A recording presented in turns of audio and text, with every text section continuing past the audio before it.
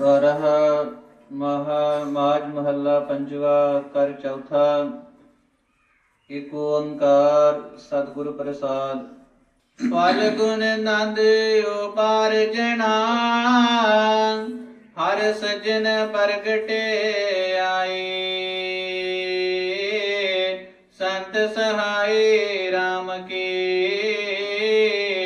कर कृपा दिया मिलाए।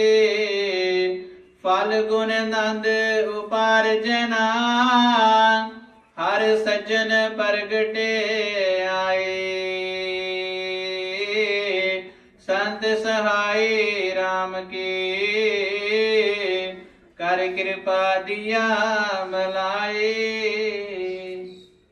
ये पवित्र बाणी पंजवीं पातशाही श्री गुरु अर्जन देव जी महाराज की है। संत महापुरख अपनी पवित्र बाणी विच ओही फरमाउंदे ने जो इस दुनिया विच हो रहा हुंदा है।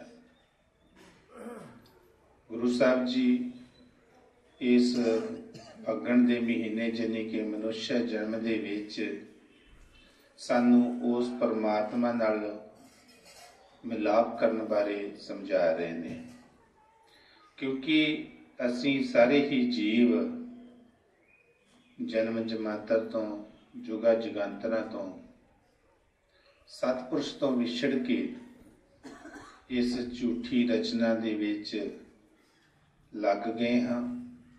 और इस झूठी रचना का जो मोह प्रेम प्यार है वो साडा सारा ही काम क्रोध लोभ मोह हंकार वाल लग गया है।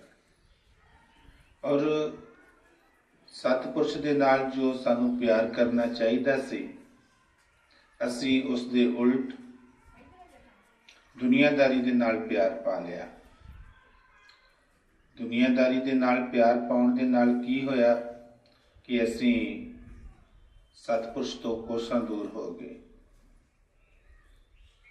जदों असी उसनूं याद ही नहीं कीता ते फिर सानू इस झूठे संसार दे विच आवागौण दे चक्कर विच फसना पिया। असी जीव इस दुनिया विच आण के कूड़ कर्म करके अपना लेखा जोखा बनाउंदे रहे। और कुदरत का ये नियम है कि जब तक कोई भी जीव अपना सारा हिसाब किताब पूरा नहीं कर लेंदा उन्नी देर तक उस जीव का इस फानी संसार नूं छड्ड के परमात्मा नूं मिलण का कोई भी अख्तियार नहीं है।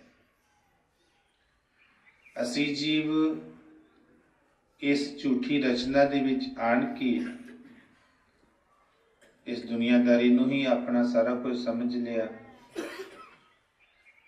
और इस झूठे नातियां दे विच फस के असी परमात्मा तो दूर हो गए। सतगुर पंजवीं पातशाही महाराज जी इस शब्द दे विच सानू संकेत दे रहे ने कि सानू परमात्मा दे नाल प्यार करना चाहिए है। प्यार जिहड़ा है किस तरीके दे नाल जां किहड़ा तरीका है कि असी उस नाल कर सकीए। सानू ते जीवां नूं पता ही नहीं है कि असी काम कोई गलत कर रहे हाँ जां ठीक कर रहे हाँ। संत महापुरख ही इस दुनिया विच आण के साडे जीवां ते दया करते ने और सानू सीधे राह पाउण दा यतन करते ने। गुरु साहब जी अपनी पवित्र बाणी विच फरमाउंदे ने कि संत सहाई प्रेम के। जदों असी संतां महापुरखां नाल प्रेम प्यार करांगे और वो सानू उस परमात्मा दे नाल मिला देंगे। संत सहाई प्रेम के तिनके लागण पाओ, उन्हां दे चरनां दे नाल लग के असी उन्हां नाल प्यार करना है। सतगुरु इस शब्द दे विच फरमा रहे ने कि फल गुण आनंद अपार जना कि इस मनुष्य जन्म दे विच जानी कि फगण दे महीने दे विच सानू जिस तरह असी पिछे प्यार किया है हुण उही संत सानू नाम का सहारा देणगे और असी उस नाम की कमाई करके अपने उस परमात्मा नूं मिलना है। संत महापुरख इस दुनिया विच आण के सानू सिर्फ ते सिर्फ एक तरीका ही दसदे ने। असी जीव संतां महापुरखां ते किंतु परंतु कर लग पैंदे हां। संत महापुरख साडे ते तरस कमाउंदे ने, लेकिन असी उन्हां नूं किराए पराए कहण लग पैंदे हां। मरे फरमाउंदे कि जिन प्रेम किया तिन ही प्रभ पाया। जदों असी उस परमात्मा नूं मिलना है ते असी उस दे नाल प्यार करांगे ते तां ही साडा मिलाप होएगा। ये दुनियादारी दे विच भी देखो, कई बार असी किसी जीव नूं बड़े प्यार दे नाल याद करते हैं तो जीव उस वेले आ जाता है। फिर असी उन्हां नूं कहंदे हां कि असी तुहानूं हुणे ही याद कीता ही बड़े प्यार दे नाल ते तुसी आ गए।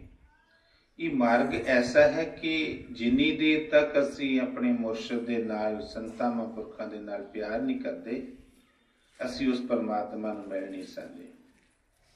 इस दुनियादारी दे विच जिस भी जीव ने किसी ने कोई काम कराउणा है अफसर दे कोलों, ते वो सब तो पहला जिहड़ा अफसर दा कोई द्वारपाल है उसनूं जाके मिलदा है। वो तरीका दस दिंदा है कि इस टाइम ते अफसर जिहड़ा वो फारग होएगा, फ्री होएगा, तू उस वेले उसनूं मिल सकदा है। इसी तरह ही संत महापुरख भी इस दुनिया दे विच आण के सानूं उस परमात्मा दे नाल मिलण दा रस्ता दसदे ने। जिहड़े जीव संतां महापुरखां दे कहे मुताबिक चलदे ने, उन्हां दे दित्ते होए उपदेश नूं मन के उसे तरह वो सिमरन भजन करते ने, तो फिर वो संत महापुरख आप विच सहाई हो के उन्होंने उस परमात्मा दे नाल मिल दिंदे ने। सिर्फ ते सिर्फ संतां महापुरखां दा यही एक रस्ता है कि वो परमात्मा दे नाल मिले हुंदे ने, और वो रस्ता जिस तरीके दे नाल वो मिले ने सानू भी उही रस्ता दसदे ने। देखो, जदों भी कोई बच्चा पैदा हुंदा है असीं उसनूं स्कूल दे विच दाखल कराउने हां, एडमिशन कराउने हां, तो फिर जदों उहदा टीचर उसनूं कोई समझाउंदा है ते जे वो बच्चा उस टीचर की सिक्ख्या ते चलदा है तो फिर वो हौली हौली पढ़ लिख जाता है, डिग्रियां ले लैंदा है। जेकर वही बच्चा टीचर के कहे मुताबिक ना चले तो किस तरीके दे नाल उस मुकाम ते पहुंच सकता है। परमार्थ ते भी संत महापुरख टीचर ने। असी जीव किंतु परंतु करके कोई ना कोई निंदिया चुगली का साधन बना लेने हैं। संत महापुरख इस दुनिया विच आण के ना कोई वोटां मंगते ने, ना कोई धन दौलत मंगते ने, सिर्फ ते सिर्फ साडे जीवां नूं दुखियां नूं देख के जदों काल करता साडे ते जुल्म उठाउंदा है, साडे ते दुख आउंदे ने, वो सतगुर जिहड़ा है वो साडे ते तरस कमा के उहदे जुगल दे विचों निकलण दा एक तरीका दसदे ने। असी जीव फिर भी उन्हां नूं किंतु परंतु करते हैं। जिस जीव ने संतां महापुरखां दा हुक्म मन के कमाई कीती, भगती कीती, उही जीव जिहड़ा हो पार हो सकता है। क्योंकि सानू पता ही नहीं है कि भजन सिमरन किस तरह करना है, साध संग दी सेवा किस तरह करनी है। असी जीव अपनी मन मर्जी दे नाल ईगो बनाउण दी खातर जो साडा मन कहंदा है उही असी करते हैं। मिसाल तौर पर कोई भी भिखारी जीव की दरगाह दे विच घर दे विच आउंदा है, दरवाजे ते अलख जगाउंदा है, ते असी अपनी हैसियत के मुताबिक कई बारी ज़्यादा कई बारी घट उसनूं बर्तन पाउंदे हैं जां सेवा दिंदे हैं। पर सानू ये नहीं पता कि उस जीव ने जाके मीट शराबां खाणियां पीणियां ने जां कोई हरामखोरी करनी है। मतलब ये कि जो भी वो जीव वो साडे दिते हुए पैसिਆਂ दे नाल कर्म करेगा, ਸਾਨੂੰ ਵੀ ਉਸੇ ਹੀ ਚੀਜ਼ ਦਾ ਫਾਇਦਾ ਮਿਲੇਗਾ। ਇਸ ਕਰਕੇ ਸੰਤਾਂ ਮਹਾਂਪੁਰਖਾਂ ਤੋਂ ਬਗੈਰ ਸਾਨੂੰ ਇਹ ਵੀ ਨਹੀਂ ਪਤਾ ਕਿ ਅਸੀਂ ਸੇਵਾ ਕਰ ਰਹੇ ਹਾਂ ਕਿ ਆਪਣਾ ਕਰਮ ਬਣਾ ਰਹੇ ਹਾਂ। ਪੁੰਨ ਦਾਨ ਇਸ਼ਨਾਨ ਸੰਜਮ ਸਾਧ ਸੰਗਤ ਬਿਨ ਵਧ ਗਿਆ। ਸੰਤਾਂ ਦੇ ਤੋਂ ਬਗੈਰ ਸਾਨੂੰ ਇਹ ਕੋਈ ਪਤਾ ਨਹੀਂ ਹੈ ਕਿ ਅਸੀਂ ਪੁੰਨ ਕਰ ਰਹੇ ਹਾਂ ਕਿ ਜਾਂ ਆਪਣਾ ਕਰਮ ਬਣਾ ਰਹੇ ਹਾਂ। ਕਈ ਵਾਰ ਕਈਆਂ ਜੀਆਂ ਨੇ ਦੇਖਿਆ ਹੈ ਕਿ ਜਿਹੜੇ ਭਿਖਾਰੀ ਨੇ ਉਹਨਾਂ ਦੇ ਕੋਲੋਂ ਕਿਤੇ ਲੱਖਾਂ ਕਰੋੜਾਂ ਰੁਪਏ ਨਿਕਲਦੇ ਨੇ ਤੇ ਰਾਤ ਨੂੰ ਮੀਟ ਸ਼ਰਾਬ ਖਾ ਕੇ ਭੰਗ ਦੇ ਭਾੜੇ ਸਾਰਾ ਕੁਝ ਹਟਾਉਂਦੇ ਰਹਿੰਦੇ ਨੇ। ਸਤਿਗੁਰ ਜਿਨ੍ਹਾਂ ਦਾ ਇਹ ਦਰਬਾਰ ਹੈ, ਸਤਿਗੁਰ ਸੀਲਾ ਰਾਮ ਜੀ ਮਹਾਰਾਜ ਜੀ, ਕਈ ਵਾਰ ਮੌਤ ਚਾਣ ਕੇ ਆਪਣੇ ਪਵਿੱਤਰ ਸਤਸੰਗ ਵਿੱਚ ਫਰਮਾਉਂਦੇ ਹੁੰਦੇ ਸੀ ਕਿ ਉੱਥੇ ਸਾਡੇ ਪਿੰਡ ਇੱਕ ਭਿਖਾਰੀ ਸੀ ਤੇ ਉਸਨੇ ਸੁਬਹ ਹੀ ਜਾ ਕੇ ਅਲਖ ਜਗਾਉਣੀ ਔਰ ਕਹਿਣਾ ਕਿ ਮੇਰਾ ਮੱਥਾ ਜਿਹੜਾ ਹੈ ਬੜਾ ਖਰਾਬ ਹੈ, ਤੁਹਾਡੇ ਬੱਚਿਆਂ ਨੇ ਉੱਠ ਖਲੋਣਾ ਹੈ, ਉਹਨਾਂ ਦੇ ਉੱਠਣ ਤੋਂ ਪਹਿਲਾਂ ਹੀ ਮੈਨੂੰ ਬਰਤਨ ਪਾ ਦਿਓ ਤਾਂ ਜੋ ਮੈਂ ਚਲਾ ਜਾਵਾਂ। ਇਸ ਦੁਨੀਆ ਦੇ ਵਿੱਚ ਭਰਮ ਭੁਲੇਖੇ ਔਰ ਜੀਵ ਜਿਹੜਾ ਹੈ ਬੜਾ ਹੀ ਡਰਦਾ ਹੈ ਕਿ ਕੋਈ ਮੈਨੂੰ ਸਰਾਫ ਨਾ ਦੇ ਦੇ ਜਾਂ ਮੈਨੂੰ ਕੋਈ ਮਾੜਾ ਨਾ ਕਹਿ ਦੇ ਜਾਂ ਕਿਤੇ ਮੇਰੇ ਬੱਚੇ ਨਜ਼ਰ ਨਾ ਲੱਗ ਜੇ। ਇਸ ਭਰਮ ਭੁਲੇਖਿਆਂ ਤੋਂ ਡਰਦੇ ਆ ਹਰੇਕ ਸੁਆਣੀ ਜੋ ਘਰ ਦੀ ਮਾਲਕਣ ਹੁੰਦੀ ਹੈ ਉਹਨੇ ਉਸ ਨੂੰ ਫਟਾਫਟ ਬੱਚਿਆਂ ਦੇ ਉੱਠਣ ਤੋਂ ਪਹਿਲਾਂ ਹੀ ਬਰਤਨ ਪਾ ਦੇਣਾ। ਜਦ ਨੂੰ ਲੋਕਾਂ ਨੇ ਉੱਠ ਕੇ ਕੰਮ ਕਾਜ ਤੇ ਚੱਲਣਾ ਤੇ ਉਹਨੇ ਆਪਣੀ ਗਜਾ ਕਰਕੇ ਰਮਾਨ ਦੇ ਨਾਲ ਬੈਠਣਾ।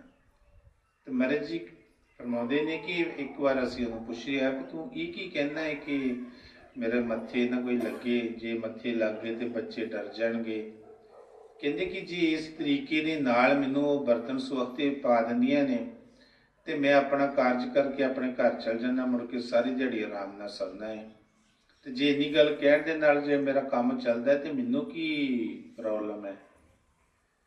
ਦੇਖੋ ਅਸੀਂ ਜੀਵ ਹੱਡ ਭੰਨ ਕੇ ਮਿਹਨਤ ਕਰਦੇ ਹਾਂ, ਪਰ ਇਹੋ ਜਿਹੇ ਜੀਵ ਜਿਹੜੇ ਨੇ ਉਹ ਰਤਾ ਜਿੰਨੀ ਗੱਲ ਕਹਿ ਕੇ ਹੀ ਤੇ ਆਪਣਾ ਗੁਜ਼ਰ ਗੁਜ਼ਾਰਾ ਕਰ ਲੈਂਦੇ ਨੇ। ਉਹਨਾਂ ਨੂੰ ਨਾ ਕਰਨ ਦੀ ਲੋੜ ਨਾ ਕੁਝ ਕਮਾਉਣ ਦੀ ਲੋੜ ਹੈ। ਇਸ ਤਰੀਕੇ ਦੇ ਨਾਲ ਜੀਵ ਜਿਹੜੇ ਨੇ ਉਹ ਇੱਕ ਦੂਜੇ ਨੂੰ ਡਰਾ ਧਮਕਾ ਕੇ ਵੀ ਆਪਣਾ ਕਾਜ ਕਰਦੇ ਨੇ। ਪਰ ਜੋ ਉਹ ਜੀਵ ਕਰਮ ਕਰੇਗਾ ਸਾਨੂੰ ਤੇ ਉਸੇ ਚੀਜ਼ ਦਾ ਹੀ ਮੁਆਵਜ਼ਾ ਮਿਲੇਗਾ। ਜੇ ਕੋਈ ਜਾ ਕੇ ਕੰਜਰਾਂ ਦੇ ਘਰ ਪੈਸਾ ਸੁੱਟ ਦਿੰਦਾ ਹੈ ਸਾਡਾ ਦਿੱਤਾ ਹੋਇਆ ਦਾਨ, ਤੇ ਫਿਰ ਸਾਨੂੰ ਫਾਇਦਾ ਵੀ ਤੇ ਉਸੇ ਤਰ੍ਹਾਂ ਦਾ ਹੀ ਹੋਣਾ ਹੈ ਜੋ ਸਾਡੇ ਪੈਸੇ ਦੀ ਗਰਜ ਕੀਤੀ ਗਈ ਹੈ। ਇਸ ਕਰਕੇ ਸੰਤਾਂ ਮਹਾਂਪੁਰਖਾਂ ਤੋਂ ਬਗੈਰ ਸਾਨੂੰ ਇਹ ਵੀ ਨਹੀਂ ਪਤਾ ਕਿ ਅਸੀਂ ਦਾਨ ਕੀ ਕਰਨਾ ਹੈ, ਪੁੰਨ ਕੀ ਕਰਨਾ ਹੈ। ਮਹਾਰਾਜ ਜੀ ਕਈ ਵਾਰ ਮੌਤ ਚਾਣ ਕੇ ਫਰਮਾਉਂਦੇ ਹੁੰਦੇ ਸੀ ਕਿ ਸਾਧੂ ਜਿਹੜੇ ਉਹ ਪੈਸੇ ਦੇ ਭੁੱਖੇ ਨਹੀਂ ਗੇ, ਉਹਨਾਂ ਦੇ ਕੋਲ ਭਗਤੀ ਧਨ ਬਹੁਤ ਹੈ, ਪਰ ਸਾਡੇ ਕੋਲੋਂ ਪਰਉਪਕਾਰ ਕਰਾ ਕੇ ਪੁੰਨ ਦਾਨ ਕਰਾਉਂਦੇ ਨੇ ਔਰ ਭੁੱਖੇ ਪਿਆਸੇ ਨੂੰ ਖਿਲਵਾ ਦਿੰਦੇ ਨੇ।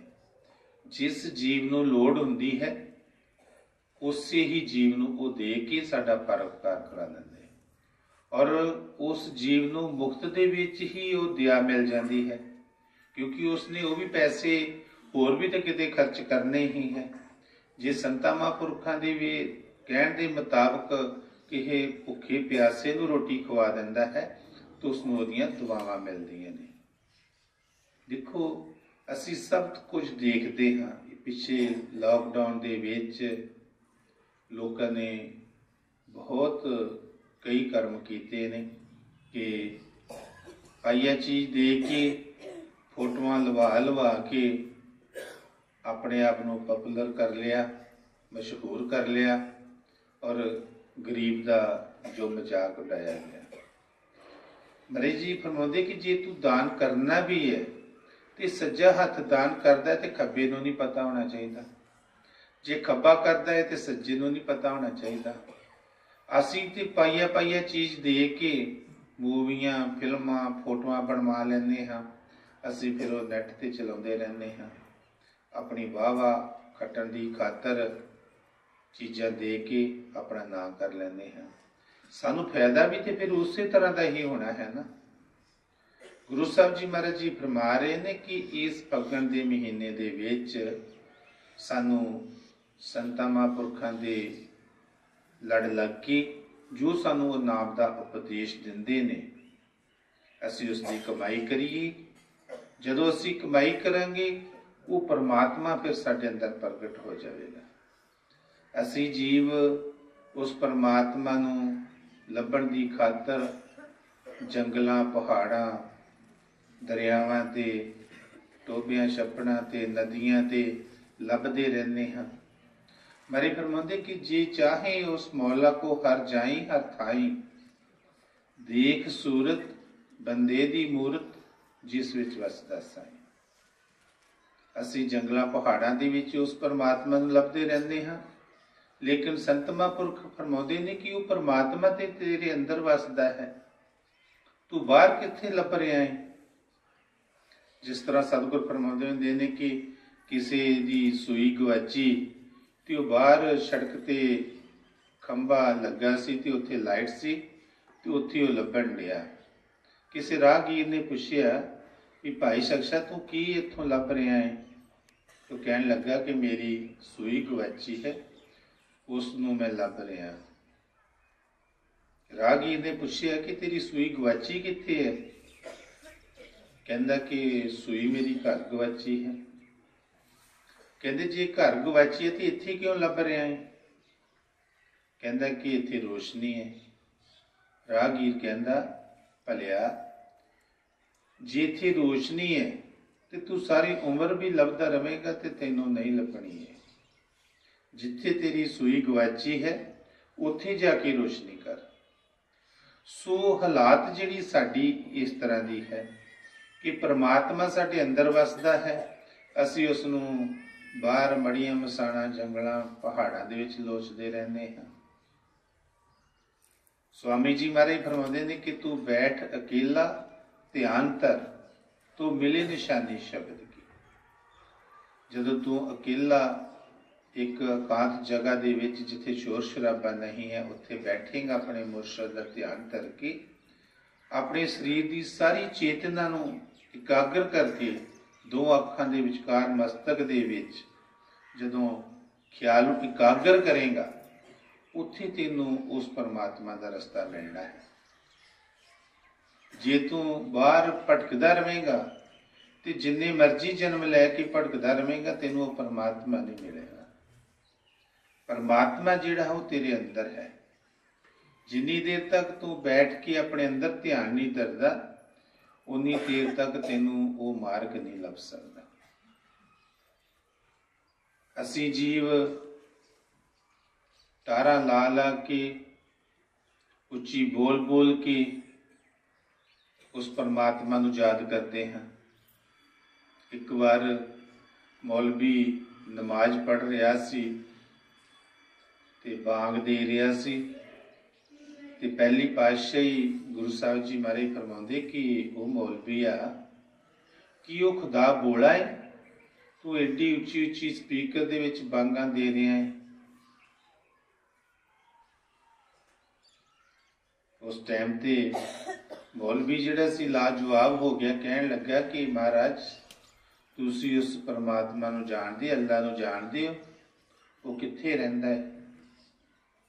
ਤੇ ਪਹਿਲੀ ਪਾਤਸ਼ਾਹੀ ਸ੍ਰੀ ਗੁਰੂ ਨਾਨਕ ਦੇਵ ਜੀ ਮਹਾਰਾਜ ਨੇ ਫਰਮਾਇਆ ਕਿ ਉਹ ਮੌਲਾ, ਉਹ ਪਰਮਾਤਮਾ ਜਿਹੜਾ ਹੈ ਉਹ ਇੱਕ ਬਹੁਤ ਅਜੀਜ਼ ਖੂਬਸੂਰਤ ਜਗ੍ਹਾ ਹੈ ਜਿੱਥੇ ਉਹ ਰਹਿੰਦਾ ਹੈ। ਗੁਰੂ ਸਾਹਿਬ ਜੀ ਮਹਾਰਾਜ ਨੇ ਫਰਮਾਇਆ ਕਿ 9 ਦਰਵਾਜ਼ੇ ਉਸ ਕਾਇਆ ਦੇ ਮਹਿਲ ਦੇ ਨੇ ਜਿਸ ਅਜੀਜ਼ ਮਕਾਨ ਦੇ ਵਿੱਚ ਉਹ ਰਹਿੰਦਾ ਹੈ। ਉਹ 9 ਦਰਵਾਜ਼ੇ, 2 ਅੱਖਾਂ, 2 ਕੰਨ, 2 ਨੱਕ, 2 ਕੰਨ, 2 ਨੀਚੇ ਦੀਆਂ ਇੰਦਰੀਆਂ, ਮਰੀ ਫਰਮਾਉਂਦੇ ਔਰ ਮੂੰਹ, ਇਹ 9 ਦਰਵਾਜ਼ੇ ਨੇ। और मराई फरमाते कि 12 बुर्ज 52 किंगरे जिसमें रहे खुदा। उस अजीज बहुत खूबसूरत मकान है, ਉਹਦੇ 12 ਬੁਰਜ ਤੇ 52 ਕਿੰਗਰੇ ਨੇ। 12 ਬੁਰਜ ਮਹਾਰਾਜ ਜੀ ਫਰਮਾਉਂਦੇ ਨੇ ਕਿ 3 ਜੋੜ ਲੱਤਾਂ ਦੇ, ਸੱਜੀ ਲੱਤ ਦੇ, 3 ਜੋੜ ਖੱਬੀ ਲੱਤ ਦੇ, 6 ਔਰ ਇਸੇ ਤਰ੍ਹਾਂ ਹੀ ਜਿਹੜੇ ਬਾਹਾਂ ਸੱਜੀ ਔਰ ਖੱਬੀ ਦੇ ਨੇ, 3 ਜੋੜ ਉਹਨਾਂ ਦੇ, 6 ਤੇ 6 12 ਉਹਦੇ ਬੁਰਜ ਨੇ ਔਰ 52 ਉਹਦੇ ਕਿੰਗਰੇ ਨੇ, ਜਿਹੜੇ ਸਾਡੇ 32 ਦੰਦ ਨੇ ਔਰ ਹੱਥਾਂ ਪੈਰਾਂ ਦੇ 10 10 9 32 10 42 10 52 52 ਜਿਹੜੇ ਉਹਦੇ ਕਿੰਗਰੇ ਨੇ। ਔਰ ਮਹਾਰਾਜ ਜੀ ਫਰਮਾਉਂਦੇ ਕਿ ਉੱਚੇ ਖਾਸੇ ਮਹੱਲ ਦੇ ਬਾਗਾਂ ਦੇ ਖੜਾ, ਇਹੋ ਜਿਹਾ ਦਾ ਅਜੀਜ਼ ਖੂਬਸੂਰਤ ਮਕਾਨ ਹੈ ਔਰ ਉਸ ਦੀ ਉੱਪਰਲੀ ਮੰਜ਼ਿਲ ਦੇ ਵਿੱਚ, ਮਸਤਕ ਦੇ ਵਿੱਚ ਉਹ ਖੁਦਾ ਜਿਹੜਾ ਹੈ 24 ਘੰਟੇ ਬਾਂਗ ਦੇ ਰਿਹਾ ਹੈ। ਸੁੱਤੇ ਬਾਂਗ ਨਾ ਸੁਣ ਸਕੇ ਰਿਹਾ ਜੁਗਾਏ ਖੁਦਾ। ਅਸੀਂ ਮੋਹ ਮਾਇਆ ਦੀ ਨੀਂਦ ਦੇ ਵਿੱਚ ਸੁੱਤੇ ਪਏ ਹਾਂ ਔਰ ਉਹ ਪਰਮਾਤਮਾ ਸਾਨੂੰ 24 ਘੰਟੇ ਆਵਾਜ਼ ਦੇ ਰਿਹਾ ਹੈ। ਅਸੀਂ ਮੋਹ ਮਾਇਆ ਦੀ ਨੀਂਦ ਦੇ, ਗਫਲਤ ਦੀ ਨੀਂਦ ਦੇ ਵਿੱਚ ਸੁੱਤੇ ਰਹਿੰਦੇ ਹਾਂ, ਸਾਨੂੰ ਉਹ ਆਵਾਜ਼ ਜਿਹੜੀ ਹੈ ਸੁਣਾਈ ਨਹੀਂ ਦਿੰਦੀ। ਲੇਕਿਨ ਉਹ ਪਰਮਾਤਮਾ ਜਿਹੜਾ ਹੈ 24 ਘੰਟੇ ਸਾਨੂੰ ਆਵਾਜ਼ ਦਿੰਦਾ ਹੈ। ਮਹਾਰਾਜ ਜੀ ਕਈ ਵਾਰ ਮੌਤ ਚਾਣ ਕੇ ਫਰਮਾਉਂਦੇ ਹੁੰਦੇ ਸਨ ਕਿ ਸਤਿਗੁਰ ਦੀ ਡਿਊਟੀ ਜਿਹੜੀ ਬਹੁਤ ਸਖਤ ਹੈ। ਅਸੀਂ ਰਾਤ ਨੂੰ ਸੌਂ ਜਾਂਦੇ ਹਾਂ, ਸਤਿਗੁਰ ਹਮੇਸ਼ਾ ਹੀ ਸਾਡੇ ਅੰਗ ਸੰਗ ਰਹਿੰਦਾ ਹੈ। ਰਾਤ ਵੇਲੇ ਸੁੱਤੇ ਪਿਆਂ ਵੀ ਉਹ ਸਾਡੇ ਅੰਗ ਸੰਗ ਰਹਿੰਦਾ ਹੈ। ਸਤਿਗੁਰ ਇਹ ਸੋਚਦਾ ਹੈ ਕਿ ਇਹ ਮੇਰਾ ਜੀ ਹੁਣ ਵੀ ਮੈਨੂੰ ਯਾਦ ਕਰੇ, ਘੜੀਕ ਨੂੰ ਯਾਦ ਕਰੇ, ਪਲ ਨੂੰ ਯਾਦ ਕਰੇ। ਲੇਕਿਨ ਇਹ ਜੀਵ ਇੰਨਾ ਨਾਸਤਿਕ ਹੈ ਕਿ ਇੱਕ ਦਿਨ ਕਿਸੇ ਦੇ ਘਰੋਂ ਖਾਣਾ ਖਾ ਲੈਂਦਾ ਹੈ ਤੇ ਮਹੀਨਾ ਉਹਦੇ ਛੋਲੇ ਗਾਉਂਦਾ ਰਹਿੰਦਾ ਹੈ ਕਿ ਮੈਨੂੰ ਉਹਨੇ ਬੜੀ ਸੇਵਾ ਕੀਤੀ। ਜਿਹੜਾ ਉਹ ਪਰਮਾਤਮਾ 24 ਘੰਟੇ ਸਾਨੂੰ ਦੇ ਰਿਹਾ ਹੈ, ਉਹਦਾ ਕਦੇ ਵੀ ਸ਼ੁਕਰਾਨਾ ਨਹੀਂ ਕੀਤਾ। ਅਸੀਂ ਜੀਵ ਸਤਿਗੁਰ ਨੂੰ ਭੁੱਲ ਜਾਂਦੇ ਹਾਂ, ਲੇਕਿਨ ਸਤਿਗੁਰ ਸਾਨੂੰ ਨਹੀਂ ਭੁੱਲਦਾ। ਸਤਿਗੁਰ ਸੋਚਦਾ ਹੈ ਕਿ ਸੁਬਾਹ ਉੱਠੇਗਾ, ਸ਼ਾਇਦ ਮੈਨੂੰ ਯਾਦ ਕਰੇਗਾ, ਪਰ ਫਟਾਫਟ ਜੀਵ ਉੱਠ ਕੇ, ਅੱਜ ਕੱਲ੍ਹ ਤੇ ਇਹ ਕੰਮ ਹੀ ਬਹੁਤ ਵਧੀਆ ਹੋ ਗਿਆ ਵੀ ਉੱਠਦਿਆਂ ਸਾਰ ਕਿਤੇ ਰੱਬ ਦਾ ਨਾਂ ਲੈਣਾ ਨਹੀਂ ਤੇ ਸਭ ਤੋਂ ਪਹਿਲਾਂ ਚਾਰਜ ਤੇ ਫੋਨ ਲੱਭਣਾ ਪੈਂਦਾ ਹੈ ਵੀ ਕਿਤੇ ਬੈਟਰੀ ਦੀ ਨਹੀਂ ਡਾਊਨ ਹੋ ਗਈ। ਕੋਈ ਕੰਮ ਨਹੀਂ, ਕੋਈ ਕਾਜ ਨਹੀਂ, ਕੋਈ ਬਿਜ਼ਨਸ ਨਹੀਂ, ਬਸ ਮਨ 'ਚ ਇਹੀ ਹੁੰਦਾ ਹੈ ਹਰੇਕ ਦੇ ਕਿ ਕਿਤੇ ਬੈਟਰੀ ਡਾਊਨ ਹੋ ਗਈ, ਕਿਸੇ ਦਾ ਫੋਨ ਆ ਗਿਆ ਤੇ ਪਤਾ ਨਹੀਂ ਕੀ ਹੋ ਜਾਣਾ। ਦੱਸੋ ਭਲਿਓ ਲੋਕੋ ਕਿ ਜੇ ਫੋਨ ਆ ਵੀ ਜਾਏਗਾ ਤੇ ਜਿਹਨੂੰ ਲੋੜ ਉਹ ਦੁਬਾਰਾ ਕਰ ਲਏਗਾ। ਕਈ ਜੀਵ ਤੇ ਇਹੋ ਜਿਹੇ ਕਿ ਕਿਤੇ ਕਥਾ ਕੀਰਤਨ ਸੁਣਨ ਗਏ ਹੋਣ ਤੇ ਤਾਂ ਵੀ ਫੋਨ ਨਹੀਂ ਬੰਦ ਕਰਦੇ। ਪਤਾ ਨਹੀਂ ਕਿੰਨਾ ਕੁ ਬਿਜ਼ਨਸ ਦਾ ਘਾਟਾ ਪੈ ਜਾਣਾ ਕਿ ਫੋਨ ਬੰਦ ਕਰਨ ਲੱਗਿਆਂ ਬਹੁਤ ਤਕਲੀਫ ਹੁੰਦੀ ਹੈ। ਦੁਨੀਆਦਾਰੀ ਦੀਆਂ ਗੱਲਾਂ ਕਰਨੀਆਂ ਹੋਣ ਤੇ ਸਾਰੀ ਰਾਤ ਨਿੰਦਿਆ ਚੁਗਲੀ ਕਰਦਿਆਂ ਲੰਘ ਜੂਗੀ, ਬੰਦੇ ਦੇ ਲਾਗੇ ਨੀਂਦ ਨਹੀਂ ਆਏਗੀ। ਭਜਨ ਸਿਮਰਨ ਕਥਾ ਕੀਰਤਨ ਸੁਣਨਾ ਹੋਵੇ ਤੇ ਸਾਨੂੰ 36 ਕੰਮ ਯਾਦ ਆ ਜਾਂਦੇ ਕਿ ਮੈਂ ਆਹ ਕੰਮ ਕਰਨਾ ਹੈ। ਪਰ ਦਈ ਚੱਕੜੇ ਭਗਤ ਜੀ, ਭਗਤ ਨੰਦ ਲਾਲ ਜੀ ਕਈ ਵਾਰੀ ਆਪਣੇ ਸਤਸੰਗ ਵਿੱਚ ਫਰਮਾਉਂਦੇ ਹੁੰਦੇ ਕਿ ਭਜਨ ਕਰਨ ਦਾ ਫਾਇਦਾ ਵੀ ਬੜਾ ਹੈ। ਕਹਿੰਦੇ ਕਿ ਇੱਕ ਵਾਰ ਸਾਡਾ ਨਾ ਦਾਤ ਗਵਾਚ ਗਿਆ ਤੇ ਕਾਫੀ ਸਾਲ ਹੋ ਗਏ ਸਾਨੂੰ ਦਾਤ ਲੱਭੇ ਨਾ। ਭਜਨ ਬੈਠੇ ਤੇ ਮਨ 'ਚ ਖਿਆਲ ਆਇਆ ਵੀ ਦਾਤਾ ਸਾਡਾ ਗਵਾਚਾ ਹੀ। ਤੇ ਕਹਿੰਦੇ ਭਜਨ ਕਰਦਿਆਂ ਹੀ ਖਿਆਲ ਆਇਆ ਕਿ ਜਿਹੜਾ ਝਾਲੇ ਦੀ ਫਲਾਣੀ ਥੰਮੀ ਹੈ ਨਾ ਉਹਦੇ ਉੱਤੇ ਹੀ ਤੇ ਰੱਖਿਆ ਹੀ। ਕਹਿੰਦੇ ਜਦੋਂ ਇਹ ਭਜਨ ਤੋਂ ਉੱਠ ਕੇ ਗਏ ਤੇ ਦਾਤਰ ਉੱਥੇ ਹੀ। ਕਹਿੰਦੇ ਭਜਨ ਤੇ ਬਹਿਣ ਲੱਗੀਆਂ ਉਹੋ ਜਿਹੀਆਂ ਗੱਲਾਂ ਯਾਦ ਆ ਜਾਂਦੀਆਂ ਜਿਹੜੀਆਂ ਕਦੀ ਯਾਦ ਹੋਣ ਵਾਲੀਆਂ ਵੀ ਨਹੀਂ ਹੁੰਦੀਆਂ। ਸੋ ਭਜਨ ਦਾ ਫਾਇਦਾ ਵੀ ਬੜਾ ਹੈ। ਮਰੇ ਫਰਮਾਉਂਦੇ ਕਿ ਸਤਿਗੁਰ ਸਾਡੇ ਅੰਗ ਸੰਗ ਰਹਿੰਦਾ ਹੈ। ਉਹ ਸੋਚਦਾ ਹੈ ਕਿ ਸੁਬਾਹ ਉੱਠੇਗਾ ਤੇ ਮੈਨੂੰ ਯਾਦ ਕਰੇਗਾ, ਪਰ ਫੋਨ ਚਾਰਜ ਕਰਨਾ ਹੁੰਦਾ ਵਾ, ਫਿਰ ਉਸ ਤੋਂ ਬਾਅਦ फिर हुंदा कि मैं काम ते भी जाना है, फटाफट नहा धो के तैयार हुंदा है। सतगुर सोचदा कि हुण ही याद करेगा, फटाफट कहंदा कि मैनूं रोटी दे दिओ, मेरी रोटी बन दिओ, ते तैयार हो के फटाफट तुरन लगदा है। तो सतगुर सोचदा कि हुण ही शायद मैनूं याद करेगा, पर फिर भी बॉस का डर हुंदा, लेट होया हुंदा, उत्थे दौड़दा पहुंचदा, तो फिर सतगुर सोचदा कि शायद मैनूं हुण ही याद करेगा। फिर काम का बोझ हुंदा, काम लग जाता है, लंच हो जाता है, फिर भी सतगुर सोचदा शायद हुण ही मैनूं याद करेगा, पर फटाफट खाना खा के याद की करना है, अगले काम की तैयारी करन लग पैंदा है। इसी तरह ही शाम नूं घर आउंदा है तो सतगुर सोचदा कि शायद हुण ही मैनूं याद करेगा, पर घर आण के काम की थकावट हुंदी है, मैनूं आह चीज़ बना दो, चाह बना दो, मैं आराम कर ਲਾਂ। फिर शाम की रोटी आउंदी है तो फिर सतगुर सोचदा कि शायद हुण ही मैनूं याद करेगा, पर सवेर की काहली होने करके, थकावट होने करके नींद जल्दी आ जाती है। सो साडा रोज़ का जो काम है इस तरह ही चलता रहता है। सतगुर नूं असीं एक मिनट याद नहीं करते। जिहड़े सतगुर नूं याद करते ने वो इन्हां कामां वल नहीं देखते, क्योंकि गुरु साहब जी महाराज फरमाउंदे कि पहला बड़ी प्रालब्ध पाशे बनिया शरीर, जो सानू इस जन्म दे विच मिलना है वो करते ने पहला ही, साडे जन्म लैण तो पहला ही लिख दिता है। करता जिहड़ा है साडी प्रालब्ध लिख के फिर सानू अगला जन्म दिंदा है, ते असीं फिर भी उसी चीज़ां नूं ही मंगदे रहंदे हां, उहदे मगर ही दौड़दे रहंदे हां। साडे इस तरह करन दे नाल कुछ नहीं मिलता। करे करावे आपे आप, मानस दे कुछ नहीं हाथ। साडे हथ वस कुछ नहीं है, लेकिन समझदे असीं यही हैं कि साडे तो बगैर कोई काम ही नहीं हुंदा। जे काम कोई हो भी जाता है तो साडी अगे टीक होर लग जाती है कि मेरा आह काम होवे तो फिर मैं मन्नांगा, ये तो मेरा काम होना ही होना है। इस तरीके की साडे जो ख्यालात ने वो बन चुके ने। मेरे फरमाउंदे कि इस मनुष्य जन्म का तेनों फायदा तां ही है जे तू उस परमात्मा की भगती करेगा, क्योंकि स्वासा खाली जात है तीन लोक का मोल। कबीर साहब जी महाराज ने फरमाया है कि कहता हूँ क्या कहूँ, क्या बजाऊं ढोल, स्वासा खाली जात है तीन लोक का मोल।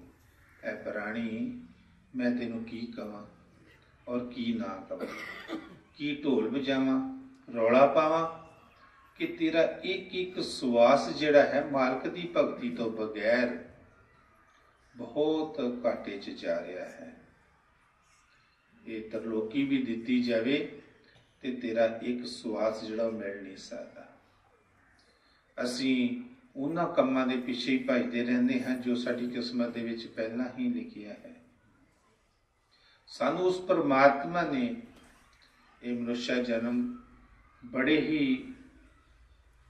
कर्मा भागां तो बाद च ये वरदान वजों दिता है कि तू इस जन्म दे विच परमात्मा की भगती करके अपना जीवन जिहड़ा है वो सफल कर लै। लेकिन असी इस जन्म दे विच सारे ही असी इस जन्म नूं भगदे भाड़े अडा रहे हाँ। ये दुनिया दे विच 84 लाख जीआ जून दे विच मनुष्य जन्म जिहड़ा है एक सर्वोत्तम सर्वश्रेष्ठ जन्म है। पर अहीं जी विचार करिए अपने अंदर कि असी इस दुनिया दे विच जो 84 लाख जीआ जून है उन्हां तो लैदा किहड़ा काम कर रहे हैं। वो भी इस दुनिया दे विच 84 लाख जीआ जून दे विच आए, खा पी के विषय विकार करके भोग भोग के खा के सौ के चले गए, ते असी भी उन्हां दी तरह ही विषय विकार भोग के खा पी के सौ के चले गए। उन्हां विच ते साडे विच की फर्क है? असी कदे भी अपने अंदर विचार नहीं करते। 84 लाख जोन सभाई मानस को प्रभ की वडियाई। इस 84 ਲੱਖ ਜੀਆਂ ਜਿਉਣ ਦੇ ਵਿੱਚ ਇੱਕ ਮਨੁੱਖ ਜਨਮ ਨੂੰ ਹੀ ਪ੍ਰਭੂ ਨੇ ਵਡਿਆਈ ਦਿੱਤੀ ਹੈ ਕਿ ਇਸ ਜਨਮ ਦੇ ਵਿੱਚ ਤੂੰ ਮਾਲਕ ਦੀ ਆਰਾਧਨਾ ਕਰ ਸਕਦਾ ਹੈ, ਭਗਤੀ ਕਰ ਸਕਦਾ ਹੈ। ਜੇ ਮਨੁੱਖ ਜਨਮ ਸਾਡੇ ਕੋਲੋਂ ਛੁੱਟ ਗਿਆ ਤੇ ਫਿਰ 84 ਬਹੁਤ ਲੰਬੀ ਹੈ। ਫਿਰ ਪਤਾ ਨਹੀਂ ਕਿ ਕਦ ਸਾਨੂੰ ਇਸ ਮਨੁੱਖ ਜਨਮ ਦੇ ਵਿੱਚ ਆਉਣਾ ਪਏਗਾ ਔਰ ਅਸੀਂ ਮਾਲਕ ਦੀ ਇਬਾਦਤ ਕਰ ਸਕਾਂਗੇ। ਮਾਲਕ ਦੀ ਇਬਾਦਤ ਜਿਹੜੀ ਹੈ ਉਹ ਸਿਰਫ ਤੇ ਸਿਰਫ ਮਨੁੱਖ ਜਨਮ ਦੇ ਵਿੱਚ ਹੀ ਹੈ। ਬਾਕੀ ਜਨਮਾਂ ਦੇ ਵਿੱਚ ਤੁਸੀਂ ਦੇਖ ਲਓ ਕਿ ਕਿਸ ਤਰੀਕੇ ਦੇ ਨਾਲ ਉਹ ਜੂਨਾਂ ਜਿਹੜੀਆਂ ਨੇ ਕਰਮ ਕਰ ਰਹੀਆਂ ਨੇ। ਖਾ ਲਿਆ, ਪੀ ਲਿਆ ਤੇ ਸੌਂ ਲਿਆ, ਇਹ ਤਿੰਨਾਂ ਚੋਂ ਕੰਮਾਂ ਤੋਂ ਬਗੈਰ ਕੋਈ ਕੰਮ ਨਹੀਂ ਹੈ। ਔਰ ਉਸ ਕੁਦਰਤ ਨੇ ਇਸ ਮਨੁੱਖ ਜਨਮ ਨੂੰ ਸਦਰ ਦਰਵਾਜ਼ਾ ਕਿਹਾ ਹੈ ਕਿ ਇਸ ਸਦਰ ਦਰਵਾਜ਼ੇ ਰਾਹੀਂ ਹੀ ਅਸੀਂ ਆਪਣੇ ਅਕਾਲ ਪੁਰਖ ਵਾਹਿਗੁਰੂ ਨੂੰ ਮਿਲ ਸਕਦੇ ਹਾਂ। ਜੇ ਸਾਡੇ ਕੋਲੋਂ ਸਦਰ ਦਰਵਾਜ਼ਾ ਖੁੱਸ ਗਿਆ ਫਿਰ ਸਾਨੂੰ 84 ਲੱਖ ਜੀਆ ਜੂਨ ਦੇ ਵਿੱਚ ਜਾਣਾ ਪਏਗਾ। ਕੁੱਤੇ, ਬਿੱਲੇ, ਕੀੜੇ ਮਕੌੜੇ, ਪਸ਼ੂ ਪਰਿੰਦੇ, ਭੂਤ ਪ੍ਰੇਤ ਔਰ ਜੋ ਵੀ ਜੂਨਾਂ ਨੇ ਉਹਨਾਂ ਦੇ ਵਿੱਚ ਜਾਣਾ ਪਏਗਾ। ਬਟਾਲੇ ਵਾਲੇ ਮਹਾਰਾਜ ਜੀ ਬਾਬਾ ਪਿਆਰਾ ਸਿੰਘ ਜੀ ਆਪਣੇ ਪਵਿੱਤਰ ਸਤਸੰਗ ਵਿੱਚ ਫਰਮਾਉਂਦੇ ਹੁੰਦੇ ਸਨ ਕਿ 84 ਲੱਖ ਜੀਆ ਜੂਨ ਇੰਨੀ ਲੰਬੀ ਹੈ ਕਿ 4 ਯੁੱਗ ਦੇ ਬਾਅਦ ਦੇ ਵਿੱਚ ਮਨੁੱਖ ਜਨਮ ਦਾ ਜੋ ਹੈ ਉਹ ਵਾਰੀ ਆਉਂਦੀ ਹੈ। ਜੇ ਇਸ ਵਾਰ ਅਸੀਂ ਇਸ ਮਨੁੱਖ ਜਨਮ ਤੋਂ ਖੁੰਝ ਗਏ ਫਿਰ 4 ਯੁੱਗ ਸਾਡੇ ਤੇ ਬਹੁਤ ਲੰਬਾ ਪੈੜਾ ਪੈ ਜਾਣਾ ਹੈ। ਤੀਸਰੀ ਪਾਤਸ਼ਾਹੀ ਮਹਾਰਾਜ ਜੀ ਗੁਰੂ ਅਮਰਦਾਸ ਜੀ ਮਹਾਰਾਜ ਜੀ ਵੀ ਆਪਣੀ ਪਵਿੱਤਰ ਬਾਣੀ ਵਿੱਚ ਫਰਮਾਉਂਦੇ ਨੇ, ਪੌੜੀ ਛੁੱਟ ਗਈ ਹੱਥ ਨਾ ਆਵੇ, ਆਲਾ ਜਨਮ ਪਵਾਇਆ। ਇਹ ਜਿਹੜਾ ਸਾਨੂੰ ਉਸ ਸਤਿਪੁਰਸ਼ ਨੇ ਸਾਡੇ ਤੇ ਅਪਾਰ ਬਖਸ਼ਿਸ਼ ਕਰਕੇ ਮਨੁੱਖ ਜਨਮ ਦਿੱਤਾ ਹੈ, ਇਹ ਸਾਡੇ ਕੋਲੋਂ ਖੁੱਸ ਜਾਣਾ ਹੈ। ਸਾਨੂੰ 84 ਲੱਖ ਜੀਆ ਜੂਨ ਦੇ ਵਿੱਚ ਜਾਣਾ ਪੈਣਾ ਹੈ। ਇਹ ਪੌੜੀ ਦਾ ਆਖਰੀ ਡੰਡਾ ਹੈ। ਜੇ ਅਸੀਂ ਉੱਪਰ ਆਪਣੇ ਦੇਸ਼ ਸੱਚਖੰਡ ਚਲੇ ਗਏ, ਕੋਠੇ ਤੇ ਚੜ੍ਹ ਗਏ, ਠੀਕ ਆ, ਤੇ ਫਿਰ ਸਾਨੂੰ ਨਹੀਂ ਤਾਂ ਫਿਰ 84 ਲੱਖ ਜੀਆ ਜੂਨ ਦੇ ਵਿੱਚ ਆਉਣਾ ਪਏਗਾ। ਔਰ ਹਰੇਕ ਜਨਮ ਦੇ ਵਿੱਚ ਸਾਨੂੰ ਦੁੱਖ ਤਸੀਹੇ ਜਿਹੜੇ ਉਹ ਚੱਲਣੇ ਪੈਣਗੇ। ਹਰੇਕ ਜਨਮ ਦੇ ਵਿੱਚ ਐਨੇ ਦੁੱਖ ਨੇ ਕਿ ਜੀਵ ਦੇਖ ਕੇ ਬਰਦਾਸ਼ਤ ਨਹੀਂ ਕਰ ਸਕਦਾ ਕਿ ਹਰੇਕ ਜਨਮ ਦੇ ਵਿੱਚ ਕਿੰਨੇ ਦੁੱਖ ਨੇ। ਸਤਿਗੁਰ ਇੱਕ ਟਾਂਗੇ ਦੇ ਘੋੜੇ ਦੀ ਮਿਸਾਲ ਦੇ ਕੇ ਸਮਝਾਉਂਦੇ ਹੁੰਦੇ ਸਨ ਕਿ ਗਰਮੀਆਂ ਦੇ ਦਿਨ ਹੁੰਦੇ ਨੇ, ਟਾਂਗੇ ਦੇ ਮਾਲਕ ਨੇ ਘੋੜੇ ਨੂੰ ਅੱਗੇ ਜੋੜਿਆ ਹੁੰਦਾ ਹੈ ਔਰ 5-7 ਸਵਾਰੀਆਂ ਜਿਹੜੀਆਂ ਨੇ ਉਹ ਟਾਂਗੇ ਤੇ ਬੈਠੀਆਂ ਹੁੰਦੀਆਂ ਨੇ ਔਰ ਮਾਲਕ ਦਾ ਇਹ ਖਿਆਲ ਹੁੰਦਾ ਹੈ ਕਿ ਮੈਂ ਆਪਣੀ ਮੰਜ਼ਿਲ ਮਕਸੂਦ ਤੇ ਇਹਨਾਂ ਨੂੰ ਜਲਦੀ ਪਹੁੰਚਾਵਾਂ ਔਰ ਅੱਗੇ ਫਿਰ ਹੋਰ ਸਵਾਰੀਆਂ ਲੈ ਕੇ ਮੈਂ ਆਪਣਾ ਜੋ ਕਾਰਜ ਹੈ ਪੂਰਾ ਕਰਾਂ, ਮਿਹਨਤ ਕਰਾਂ। ਔਰ ਸਵਾਰੀਆਂ ਦਾ ਵੀ ਇਹ ਖਿਆਲ ਹੁੰਦਾ ਕਿ ਅਸੀਂ ਜਲਦੀ ਤੋਂ ਜਲਦੀ ਆਪਣੇ ਮੰਜ਼ਿਲ ਮਕਸੂਦ ਤੇ ਜਾਣੀ ਕਿ ਘਰ ਪਹੁੰਚ ਜਾਈਏ, ਆਪਣੇ ਘਰ ਦਾ ਕੰਮ ਕਾਜ ਕਰੀਏ। ਬੜੇ ਫਰਮਾਉਂਦੇ ਕਿ ਉਸ ਟਾਂਗੇ ਦੇ ਘੋੜੇ ਵੱਲ ਕਦੇ ਵੀ ਕਿਸੇ ਦਾ ਖਿਆਲ ਨਹੀਂ ਗਿਆ ਕਿ ਉੱਪਰੋਂ ਇੰਨੀ ਅੰਤਾਂ ਦੀ ਗਰਮੀ ਪੈ ਰਹੀ ਹੈ, ਮੂੰਹ ਚੋਂ ਗਰਮੀ ਦੇ ਨਾਲ ਲਾਲਾਂ ਵਗ ਰਹੀਆਂ ਨੇ, ਪਾਣੀ ਚੋ ਰਿਹਾ ਹੈ, ਇੱਕ ਭਾਰ ਖਿੱਚਣਾ ਪੈ ਰਿਹਾ ਹੈ। ਦੂਸਰਾ ਕਿਸੇ ਨੂੰ ਇਹ ਨਹੀਂ ਪਤਾ ਕਿ ਇਹਨੂੰ ਭੁੱਖ ਲੱਗੀ ਏ ਜਾਂ ਇਹਨੂੰ ਤਰੇ ਲੱਗੀ ਏ। ਉੱਤੋਂ ਉਸ ਦਾ ਮਾਲਕ ਜਿਹੜਾ ਹੈ ਉਹਨੂੰ ਜਲਦੀ ਚਲਾਉਣ ਦੀ ਖਾਤਰ ਜੋ ਉਹਦੇ ਹੱਥ ਦੇ ਵਿੱਚ ਚਾਬੁਕ ਹੁੰਦੀ ਹੈ ਉਹ ਵੀ ਉਸ ਨੂੰ ਮਾਰਦਾ ਹੈ। ਨਾਲੇ ਕੁੱਟ ਪੈਂਦੀ ਹੈ, ਨਾਲੇ ਉਹ ਭਾਰ ਖਿੱਚਦਾ ਹੈ, ਇੱਕ ਉਹਨੂੰ ਦੌੜਨਾ ਪੈਂਦਾ ਹੈ। ਭੁੱਖ ਤਰੇ ਦਾ ਕਿਸੇ ਨੂੰ ਅਹਿਸਾਸ ਨਹੀਂ ਹੁੰਦਾ ਕਿ ਇਹ ਭੁੱਖਾ ਹੈ ਕਿ ਪਿਆਸਾ ਹੈ। ਲੇਕਿਨ ਕਰਮਾਂ ਦਾ ਜਿਹੜਾ ਦੁੱਖ ਹੈ ਉਹ ਜ਼ਰੂਰ ਸਹਿਣਾ ਪੈਂਦਾ ਹੈ। ਹਰੀ ਫਰਮਾਉਂਦੇ ਕਿ ਬਟਾਲੇ ਮਹਾਰਾਜ ਜੀ ਕਹਿੰਦੇ ਕਿ ਇੱਕ ਵਾਰ ਅਸੀਂ ਬੜੌਦੇ ਗਏ ਮਹਾਰਾਜ ਦੇ ਨਾਲ, ਉੱਥੇ ਸਮੁੰਦਰ ਨੇ ਅਛਾਲੀ ਮਾਰੀ, ਇੱਕ ਮੱਛੀ ਦਾ ਬੱਚਾ ਜਿਹੜਾ ਸੀ ਉਹ ਅਛਾਲੀ ਦੇ ਨਾਲ ਲਹਿਰ ਦੇ ਨਾਲ ਬਾਹਰ ਆ ਗਿਆ ਤੱਟ ਤੇ, ਔਰ ਮੁੜ ਕੇ ਪਾਣੀ ਦੇ ਵਿੱਚ ਨਹੀਂ ਜਾ ਸਕਿਆ। ਔਰ ਮੱਛੀ ਔਰ ਪਾਣੀ ਦਾ ਇੰਨਾ ਪਿਆਰ ਹੈ ਕਿ 5-7 ਮਿੰਟ ਵੀ ਪਾਣੀ ਨਾ ਮਿਲੇ ਤੇ ਮੱਛੀ ਜਿਹੜੀ ਹੈ ਉਹਨੂੰ ਮਾਰਨ ਦੀ ਲੋੜ ਨਹੀਂ ਹੈ, ਆਪਣੇ ਆਪ ਹੀ ਉਹ ਮਰ ਜਾਂਦੀ ਹੈ।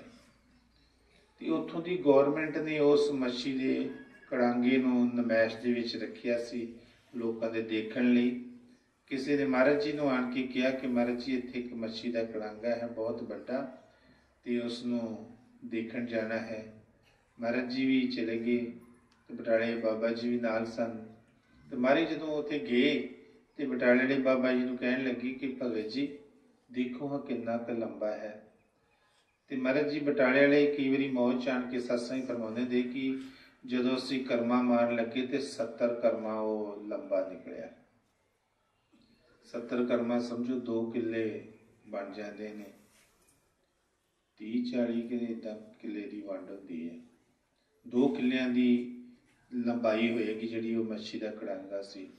ਤੇ ਕਹਿੰਦੇ ਕਿ ਉਹਦਾ ਮੂੰਹ ਇਦਾਂ ਦਾ ਸੀ ਕਿ 4-5 ਬੰਦੇ ਜਿਹੜੇ ਸੀ ਉਹ ਸਬੂਤੇ ਹੀ ਉਹਦੇ ਅੰਦਰ ਲੱਗ ਜਾਂਦੇ ਸੀ। ਕੋਈ 5-10 ਫੁੱਟ ਦੇ ਕਰੀਬ ਉਹਦਾ ਉਚਾਈ ਸੀਗੀ। ਮਰੀ ਫਰਮਾਉਂਦੀ ਕਿ ਤੁਸੀਂ ਵਿਚਾਰ ਕਰੋ ਕਿ ਜਦੋਂ ਉਹ ਪਾਣੀ ਦੇ ਵਿੱਚ ਹੋਵੇਗਾ, ਅਜੇ ਉਹ ਕਹਿੰਦੇ ਸੀ ਕਿ ਬੱਚਾ ਹੈ, ਪਾਣੀ ਦੇ ਵਿੱਚ ਰਹਿੰਦਿਆਂ ਹੋਇਆ ਉਹਦੇ ਲਈ ਕਿਹੜਾ ਕੋਈ ਖਾਣਾ ਤਿਆਰ ਕਰਦਾ ਹੋਵੇਗਾ, ਜਾਂ ਕਿਹੜੀ ਉਹਦੀ ਕੋਈ ਰਸੋਈ ਹੋਏਗੀ ਕਿ ਜਿੱਥੇ ਉਹ ਜਾ ਕੇ ਖਾਣਾ ਖਾਂਦਾ ਹੋਵੇਗਾ।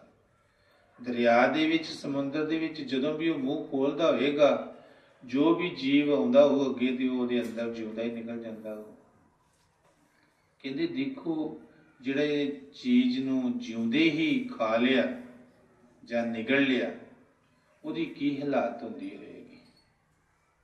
ਲੇਕਿਨ ਜੀਵ ਨੂੰ ਕੋਈ ਸਮਝ ਹੈ ਕਿ ਇਹ ਮੇਰਾ ਕਰਮ ਹੈ, ਮੈਨੂੰ ਵੀ ਇਹ ਭੁਗਤਣਾ ਪੈਣਾ ਹੈ।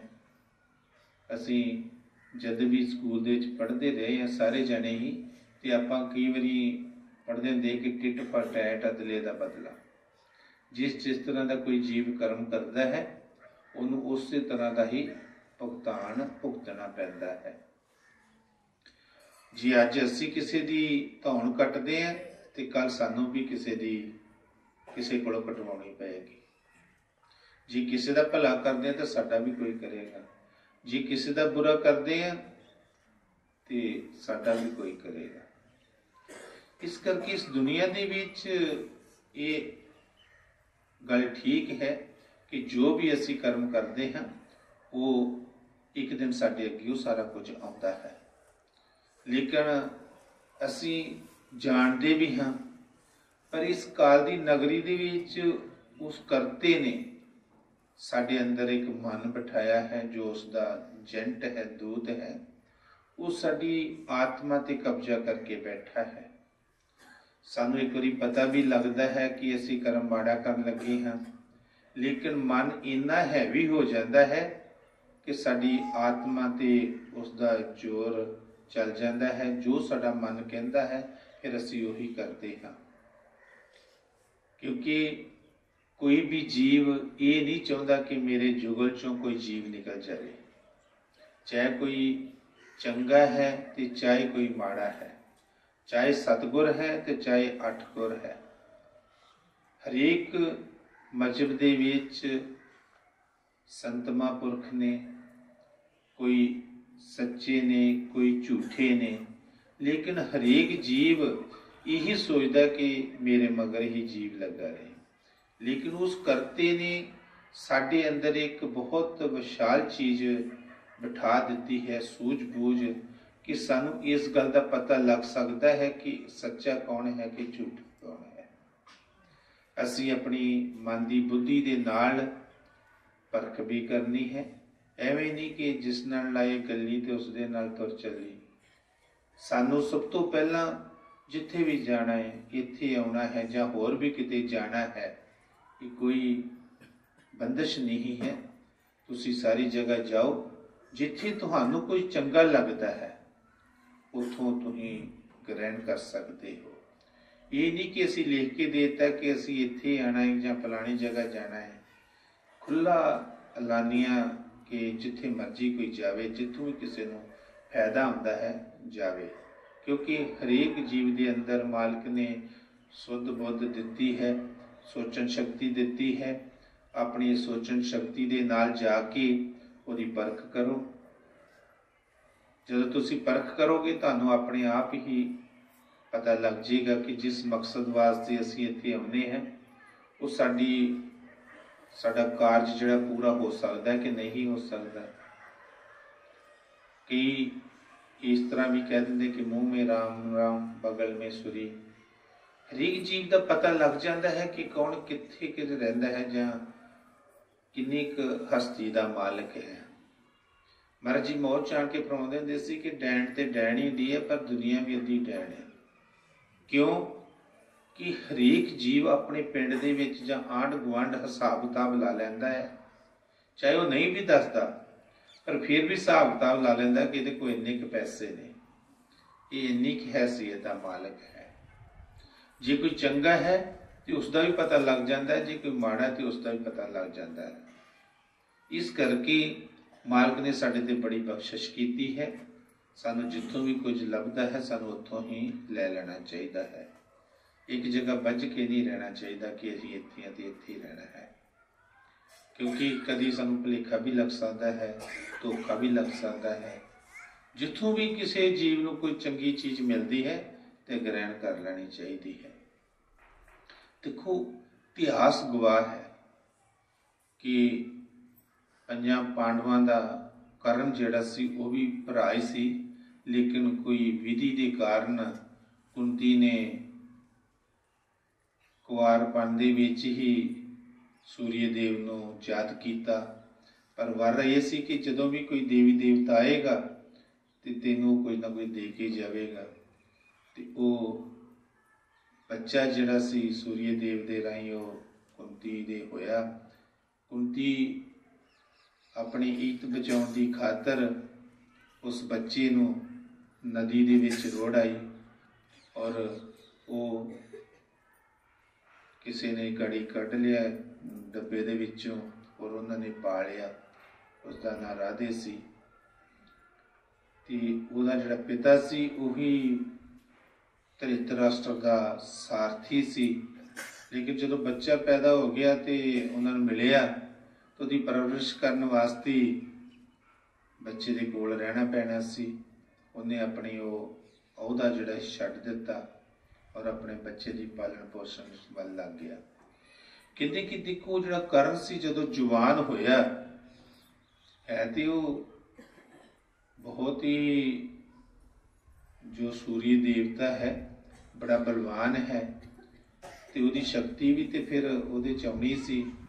ਕਹਿੰਦੇ ਕਿ ਉਹਦਾ ਵੀ ਖਿਆਲ ਜਿਹੜਾ ਸੀ ਰਾਜਿਆਂ ਮਹਾਰਾਜਿਆਂ ਵਾਲਾ ਸੀ ਕਿ ਮੈਂ ਵੀ ਰਾਜਿਆਂ ਮਹਾਰਾਜਿਆਂ ਦੇ ਬੱਚਿਆਂ ਵਾਂਗੂ ਹੀ ਸਿਖਲਾਈ ਲਵਾਂ, ਕਿਉਂਕਿ ਜੋ ਮਾਂ ਪਿਓ ਦੇ ਗੁਣ ਹੁੰਦੇ ਨੇ ਬੱਚੇ ਦੇ ਵਿੱਚ ਵੀ ਉਹ ਆ ਜਾਂਦੇ ਨੇ। ਤੇ ਜਦੋਂ ਉਹ ਦਰੋਣਾਚਾਰੀਆ ਦੇ ਕੋਲ ਆਇਆ ਕਿ ਮੈਨੂੰ ਸਿੱਖਿਆ ਦਿਓ ਤਾਂ ਉਹਨੇ ਕਿਹਾ ਕਿ ਮੈਂ ਤੈਨੂੰ ਸਿੱਖਿਆ ਨਹੀਂ ਦੇ ਸਕਦਾ, ਕਿਉਂਕਿ ਇਸ ਟਾਈਮ ਤੇ ਮੈਂ ਜੋ ਰਾਜਿਆਂ ਦੇ ਬੱਚੇ ਨੇ ਉਹਨਾਂ ਨੂੰ ਸਿੱਖਿਆ ਦੇ ਰਿਹਾ, ਤੂੰ ਛੋਟੀ ਜਾਤ ਹੈ, ਇਹਨਾਂ ਦੇ ਵਿੱਚ ਮੈਂ ਤੈਨੂੰ ਸਿੱਖਿਆ ਨਹੀਂ ਦੇ ਸਕਦਾ। ਉਹਨੇ ਇਨਕਾਰ ਕਰ ਦਿੱਤਾ। ਫਿਰ ਕਹਿੰਦੇ ਕਿ ਉਹ ਭੀਸ਼ਮ ਪਿਤਾਮਾ ਔਰ ਦਰੋਣਾਚਾਰੀਆ ਦਾ ਗੁਰੂ ਜਿਹੜਾ ਸੀਗਾ ਉਹਦੇ ਕੋਲ ਗਿਆ ਤੇ ਉਹਦੇ ਕੋਲ ਜਾ ਕੇ ਬ੍ਰਾਹਮਣ ਬਣ ਕੇ ਪਰਸ਼ੂਰਾਮ ਦੇ ਕੋਲ ਬ੍ਰਾਹਮਣ ਬਣ ਕੇ ਤੇ ਉਹਨੇ ਉਹਦੇ ਕੋਲ ਸਿੱਖਿਆ ਲਈ ਤੇ ਇੱਕ ਦਿਨ ਪਰਸ਼ੂਰਾਮ ਕਰਨ ਦਾ ਸਰਾਣਾ ਪੱਟ ਦਾ ਸਰਾਣਾ ਬਣਾ ਕੇ ਤੇ ਆਰਾਮ ਕਰ ਰਿਹਾ ਸੀ ਤੇ ਉਧਰੋਂ ਬਿਸ਼ੂ ਆਇਆ ਤੇ ਉਹ ਕਰਨ ਦੀ ਲੱਤ ਤੇ ਚੜ ਗਿਆ ਤੇ ਉਹਨੇ ਖੂਨ ਚੂਸਣਾ ਸ਼ੁਰੂ ਕੀਤਾ, ਲੇਕਿਨ ਕਰਨ ਨੇ ਸੀ ਤੱਕ ਨਹੀਂ ਕੀਤੀ। ਕਿਉਂ ਕਿ ਉਸਦਾ ਗੁਰੂ ਜੋ ਪਰਸ਼ੂਰਾਮ ਸੀ ਉਹਦੀ ਗੋਡੇ ਦੇ ਲੱਤ ਦੇ ਸਰਾਣਾ ਲੈ ਕੇ ਤੇ ਆਰਾਮ ਕਰ ਰਿਹਾ ਸੀ। ਤੇ ਜੇ ਉਹ ਹਿਲਦਾ ਤੇ ਗੁਰੂ ਦੀ ਨੀਂਦ ਜਿਹੜੀ ਸੀ ਖਰਾਬ ਹੋਣੀ ਸੀ। ਦੇਖੋ ਗੁਰੂ ਦੇ ਪ੍ਰਤੀ ਕਿੰਨਾ ਪਿਆਰ। ਤੇ ਜੇ ਅਸੀਂ ਆਪਣੇ ਮਨ ਦੇ ਵਿੱਚ ਵਿਚਾਰ ਕਰੀਏ ਕਿ ਸਾਡਾ ਗੁਰੂ ਦੇ ਨਾਲ ਕਿੰਨਾ ਪਿਆਰ ਹੈ, ਤੇ ਫਿਰ ਪਤਾ ਲੱਗਦਾ ਹੈ। ਕਹਿੰਦੇ ਕਿ ਜਦੋਂ ਪਰਸ਼ੂਰਾਮ ਆਪਣੀ ਨੀਂਦਰ ਤੋਂ ਜਾਗਿਆ, ਦੇਖਿਆ ਤੇ ਉੱਥੇ ਖੂਨ ਹੀ ਖੂਨ। ਪਰਸ਼ੂਰਾਮ ਨੇ ਕਿਹਾ ਕਿ ਤੂੰ ਬ੍ਰਾਹਮਣ ਨਹੀਂ ਹੋ ਸਕਦਾ, ਕਿਉਂਕਿ ਉਹ ਭੇਸ ਬਦਲ ਕੇ ਉਹਦੇ ਕੋਲ ਸਿੱਖਿਆ ਲੈਣ ਗਿਆ ਸੀ। ਕਿਉਂਕਿ ਛੋਟੀ ਜਾਤਿਆਂ ਨੂੰ ਕੋਈ ਦੀਕਸ਼ਾ ਨਹੀਂ ਸੀ ਦਿੰਦਾ ਤੇ ਕੋਈ ਉਹਦਾ ਗੁਰੂ ਵੀ ਨਹੀਂ ਸੀ ਬਣਦਾ।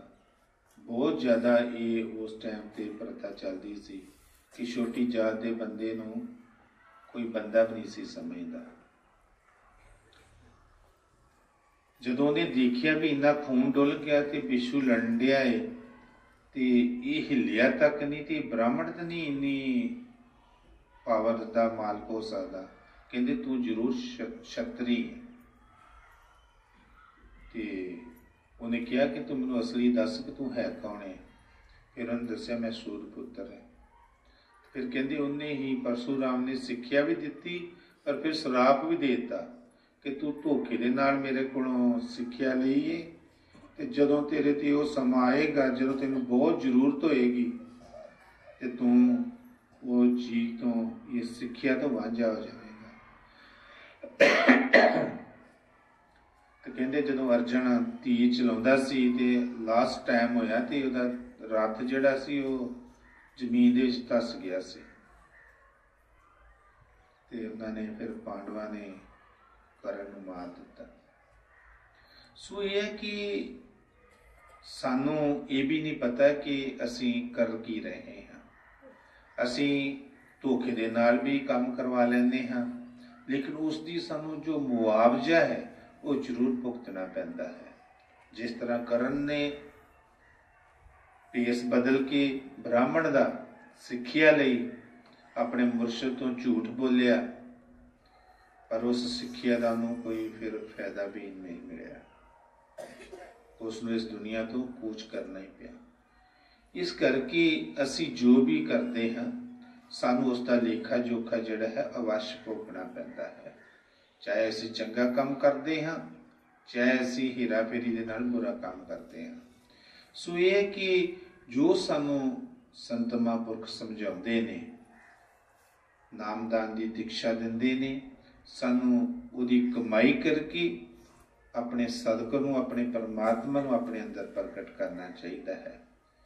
ਗੁਰੂ ਸਾਹਿਬ ਜੀ ਮਹਾਰਾਜ ਫਰਮਾਉਂਦੇ ਨੇ ਕਿ ਇਸ ਫੱਗਣ ਦੇ ਮਹੀਨੇ ਦੇ ਵਿੱਚ ਉਹ ਪਰਮਾਤਮਾ ਤੇਰੇ ਅੰਦਰ ਤਾਂ ਹੀ ਪ੍ਰਗਟ ਹੋਏਗਾ ਕਿਉਂਕਿ ਅਗਲੀ ਤੋਖ 'ਚ ਫਰਮਾਉਂਦੇ ਕਿ ਸੰਤ ਸਹਾਈ ਰਾਮ ਕੇ, ਕਿਉਂਕਿ ਉਹ ਪਰਮਾਤਮਾ ਦੇ ਨਾਲ ਮਿਲੇ ਹੁੰਦੇ ਨੇ। ਜਦੋਂ ਤੂੰ ਉਹਨਾਂ ਦੇ ਨਾਲ ਪਿਆਰ ਕਰੇਗਾ, ਪ੍ਰੇਮ ਕਰੇਗਾ, ਉਹਨਾਂ ਦੇ ਦਿੱਤੇ ਹੋਏ ਸ਼ਬਦ ਦੀ ਕਮਾਈ ਕਰੇਗਾ, ਤੂੰ ਵੀ ਤੈਨੂੰ ਉਸ ਪਰਮਾਤਮਾ ਦੇ ਨਾਲ ਮਿਲਾ ਦੇਣਗੇ। ਹਾਂਜੀ। ਫਲ ਗੁਣ ਨੰਦ ਉਪਾਰਜਨਾ, ਹਰ ਸੱਜਣ ਪ੍ਰਗਟੇ ਆਏ। ਸੰਤ ਸਹਾਏ ਰਾਮ ਕੇ, ਕਰ ਕਿਰਪਾ ਦੀਆ ਮਿਲਾਏ। ਸੇਜ ਸੁਹਾਵੇ ਸਰਬ ਸੁਖ, ਹੁਣ ਦੂਜਾ ਨਹੀਂ ਜਾਏ। ਕਿਛ ਪੁੰਨੀ ਵਡ ਪਾਗਨੀ, ਰਵ ਪਾਇਆ ਹਰ ਰਾਏ। ਪੰਜਵੀਂ ਪਾਤਸ਼ਾਹੀ ਮਹਾਰਾਜ ਜੀ ਬੜੇ ਪਿਆਰ ਨਾਲ ਫਰਮਾ ਰਹੇ ਨੇ ਕਿ ਫਿਰ ਜਦੋਂ ਨਾਲ ਮਿਲ ਜਾਂਦੇ ਆ ਤੇ ਸਾਡੀ ਸੇਜ ਸੁਹਾਵੀ ਹੋ ਜਾਂਦੀ ਹੈ। ਸਾਨੂੰ ਸੇਜ ਸੁਹਾਵੀ ਜਾਨੀ ਕਿ ਸੁੱਖ ਹੀ ਸੁੱਖ ਮਿਲ ਜਾਂਦਾ ਹੈ। ਜਦੋਂ ਪਰਮਾਤਮਾ ਦੇ ਨਾਲ ਵਿਸ਼ਾਲ ਮਿਲਾਪ ਹੋ ਜਾਂਦਾ ਹੈ ਤੇ ਮਹਾਰਾਜ ਜੀ ਫਰਮਾਉਂਦੇ ਕਿ ਤੂੰ ਬੇਲੀ ਤੇ ਸਭ ਜਗ ਬੇਲੀ, ਅਣਬੇਲੀ ਵੀ ਬੇਲੀ। ਜਦੋਂ ਪਰਮਾਤਮਾ ਸਾਡੇ ਨਾਲ ਮਿਲ ਜਾਂਦਾ ਹੈ ਤੇ ਸਾਡੇ ਜਿਹੜੇ ਰਾਹ ਗੜੀ ਜਾਂਦੇ ਜੀਵ ਨੇ ਉਹ ਵੀ ਸੱਜਣ ਮਿੱਤਰ ਯਾਰ ਦੋਸਤ ਆਪਣੇ ਬਣ ਜਾਂਦੇ ਨੇ। ਸਾਨੂੰ ਆਪਣੀ ਸਤਿਗੁਰ ਤੇ ਵਿਸ਼ਵਾਸ ਹੋਵੇ ਤਾਂ ਹੀ ਇਹ ਕੰਮ ਹੁੰਦਾ ਹੈ। ਜਦੋਂ ਅਸੀਂ ਆਪਣੇ ਸਤਿਗੁਰ ਤੇ ਟੇਕ ਰੱਖਦੇ ਹਾਂ, ਭਗਤੀ ਕਰਦੇ ਹਾਂ, ਤੇ ਸਾਡੇ ਤੇ ਉਹ ਮਾਲਕ ਜਿਹੜਾ ਅਪਾਰ ਬਖਸ਼ਿਸ਼ ਕਰਦਾ ਹੈ। ਸਾਨੂੰ ਸਿਰਫ ਤੇ ਸਿਰਫ ਆਪਣੇ ਸਤਿਗੁਰ ਤੇ ਵਿਸ਼ਵਾਸ ਕਰਨਾ ਚਾਹੀਦਾ ਹੈ। ਇੱਕ ਮਹਾਤਮਾ ਰੋਜ਼ ਹੀ ਮਾਲਕ ਦੇ ਨਾਮ ਦੀ ਰੰਗਣ ਵਿੱਚ ਰੰਗਿਆ ਹੋਇਆ ਸੈਰ ਕਰਦਾ ਕਰਦਾ ਉਪਾਸਨਾ ਕਰਦਾ ਸੀ, ਤੇ ਇੱਕ ਦਿਨ ਜਾ ਰਿਹਾ ਕੀ ਦੇਖਦਾ ਕਿ ਇੱਕ ਫਰਿਸ਼ਤਾ ਇੱਕ ਡੈਰੀ ਲੈ ਕੇ ਖੜਾ। ਤੇ ਉਸ ਮਹਾਤਮਾ ਦੇ ਮਨ ਦੇ ਵਿੱਚ ਆਇਆ ਕਿ ਫਰਿਸ਼ਤਾ ਡੈਰੀ ਲੈ ਕੇ ਖੜਾ ਹੈ, ਇਹ ਡੈਰੀ ਕਾਹੇ ਦੀ ਹੈ? ਮਹਾਤਮਾ ਨੇ ਪੁੱਛਿਆ, ਮਹਾਰਾਜ ਤੁਹਾਡੇ ਹੱਥ ਵਿੱਚ ਜੋ ਡੈਰੀ ਹੈ ਇਹ ਕਾਹਦੀ ਹੈ? ਕਹਿੰਦੇ ਦੇਖ ਲਓ। ਜਦੋਂ ਦੇਖਿਆ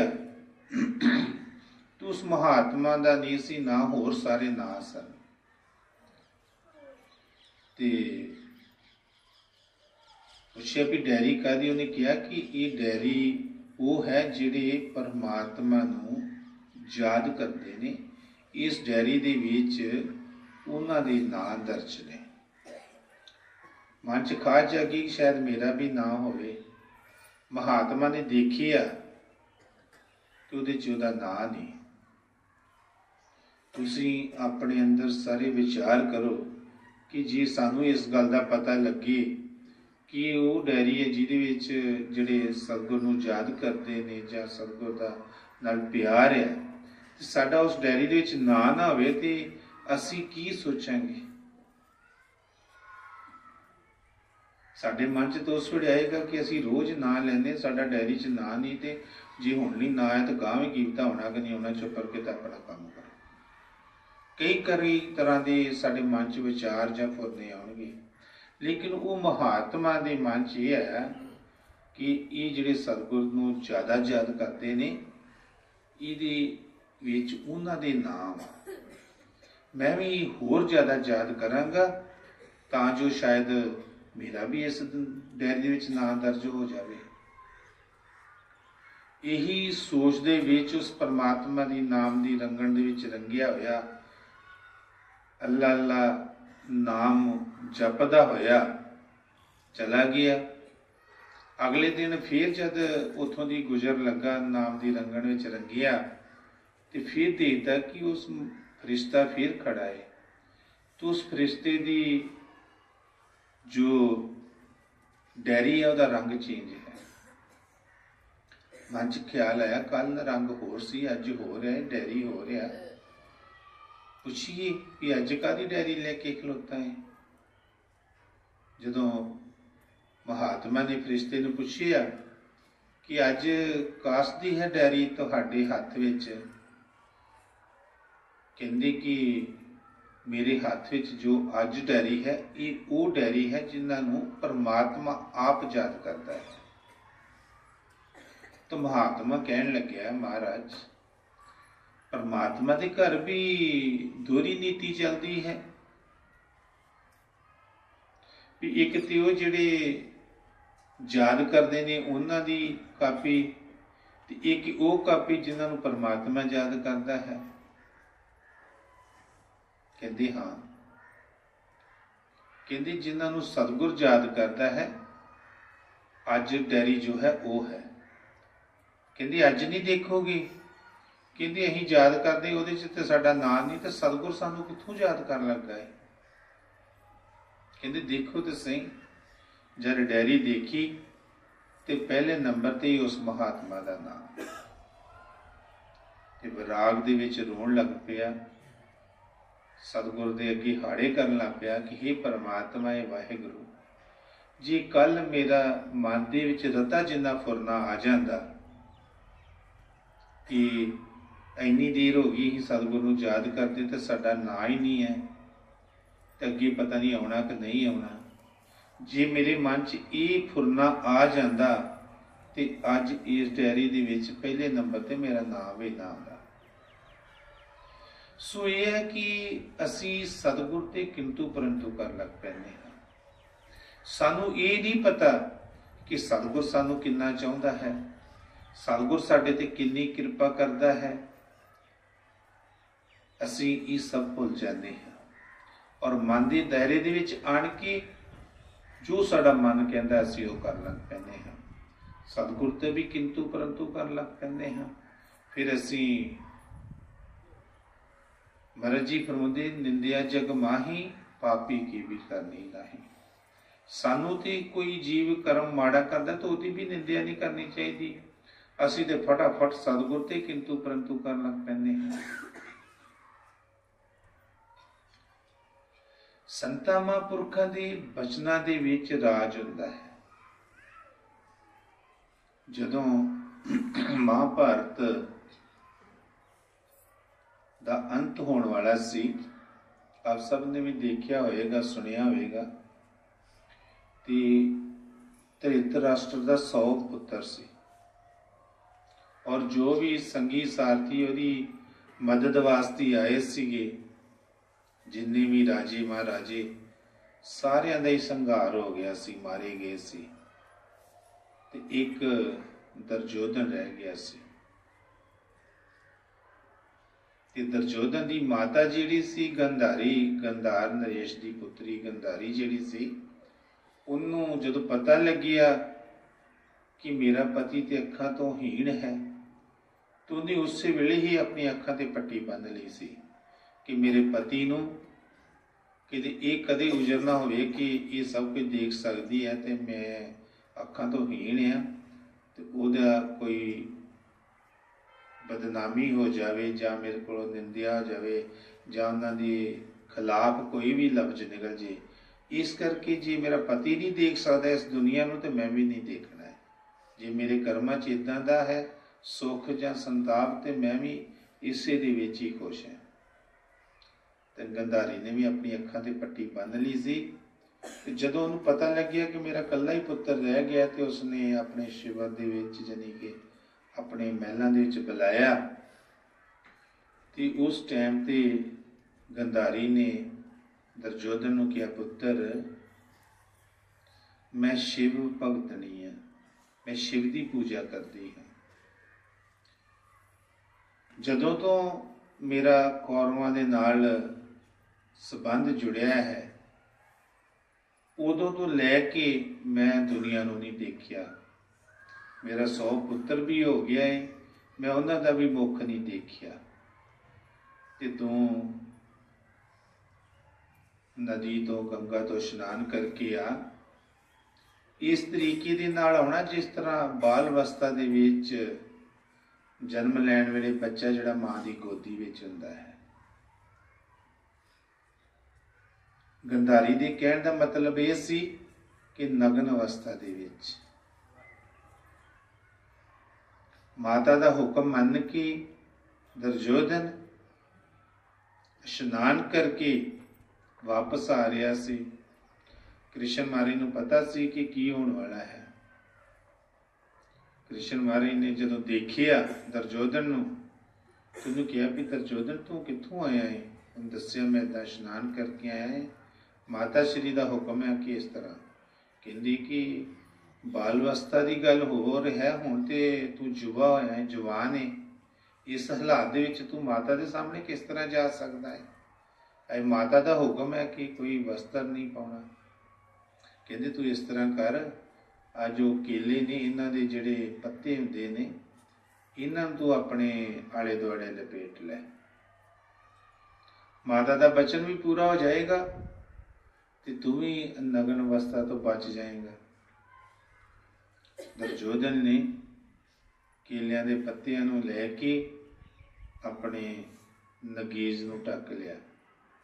ਜਦ ਗੰਧਾਰੀ ਦੇ ਕੋਲ ਪਹੁੰਚਿਆ, ਗੰਧਾਰੀ ਨੇ ਕਿਹਾ ਕਿ ਮੇਰੀ ਜੋ ਵੀ ਸ਼ਿਵ ਪੂਜਾ ਦੇ ਕਰਦਿਆਂ ਮੇਰੀ ਭਗਤੀ ਬਣੀ ਹੈ, ਅੱਜ ਮੈਂ ਉਹ ਸਾਰੀ ਭਗਤੀ ਦਾ ਜੋ ਵੀ ਲੇਖਾ ਜੋਖਾ ਤੈਨੂੰ ਦਿੰਦੀ ਹਾਂ। ਉਸਨੇ ਆਪਣੀ ਅੱਖਾਂ ਤੋਂ ਪੱਟੀ ਖੋਲ ਕੇ ਪੈਰਾਂ ਤੋਂ ਲੈ ਕੇ ਸਿਰ ਤੱਕ ਦੁਰਯੋਧਨ ਦੇ ਦੇਖਿਆ ਔਰ ਉਹਦਾ ਸਾਰੇ ਦਾ ਸਾਰਾ ਸਰੀਰ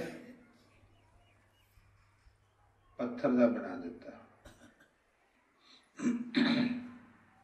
ਜਦੋਂ ਪੱਥਰ ਦਾ ਬਣਾ ਦਿੱਤਾ, ਜਦੋਂ ਸ਼ਕਤੀ ਦੇਣ ਤੋਂ ਫਾਰਗ ਹੋਈ, नार्मल देखिया ते उन्हें केले दे पत्ते पत्ते सी। कहन लगी पुत्र ये की कीता? कहंदे मैं तेनू किया सी कि जिस तरह जन्म लैण वेले बच्चा अपनी माता की गोदी विच हुंदा है इस तरह अवस्था च आउणा है, जां तू माड़ा कीता है। हुण ये जिथे तू पत्ता बद्धा है ये जगह जिहड़ी है वो बज्जन दी हुई, बाकी सारा तेरा शरीर जिहड़ा बज्जन दा हो गया है। उधरों कहते कि भीम सैन ने भी प्रतिज्ञा की ही कि जदों द्रौपद नूं सभा दे विच नगन कीता सी जां घसीट के लिआंदा सी, तो उस टाइम ते कहते कि पंजां पांडवां दी राणी है, इहदे ते वेश्या च की फर्क है? जिथे 5 है उत्थे 6वां भी हो सकता है। इनू मेरी जंगा ते पट ते बिठाओ। उस टाइम ते कहते भीम सैन ने ये प्रतिज्ञा की कि जिस तरह तू जिस जगह ते बिठालण लई साडी पटराणी नूं तू बेइज्जत कीता है, ये तेरी जंगा मैं तोड़ांगा। वो जो उन्हें प्रतिज्ञा की ही, वो प्रतिज्ञा दी खातर उन्नी जगह जिहड़ी सी वो बज्जन दी नहीं बनी। और ये सारा कुछ होया। ये कहने का मतलब, साखी दसन का मतलब ये है कि माँ प्यो अपने बच्चों वास्ते हमेशा ही चंगा सोचता है, चाहे उन्होंने गल करने दे विच कोई अंतर है। असी अपने माता पिता जानी कि संतान महापुरखों पर विश्वास रखना है। सानू जे किसी वेले कोई गल कहते भी ने तो वो भी साडे भले लिए कहते ने। सानू नहीं पता कि असी अपनी जिंदगी दे विच की कर रहे हाँ, क्योंकि हरे जन्म दे विच साडे ते इन्नी मोह माया दी मैल चढ़ी है कि असी गफलत की नींद दे विच सुते हैं। सानू पता ही नहीं है कि साडे ते किन्ने उस मैल दे गुलाब चढ़े ने। जदों असी सतगुर दे के मुताबक भजन करांगे, भजन करके जद असी मान सरोवर दे विच जाके इशनान करांगे,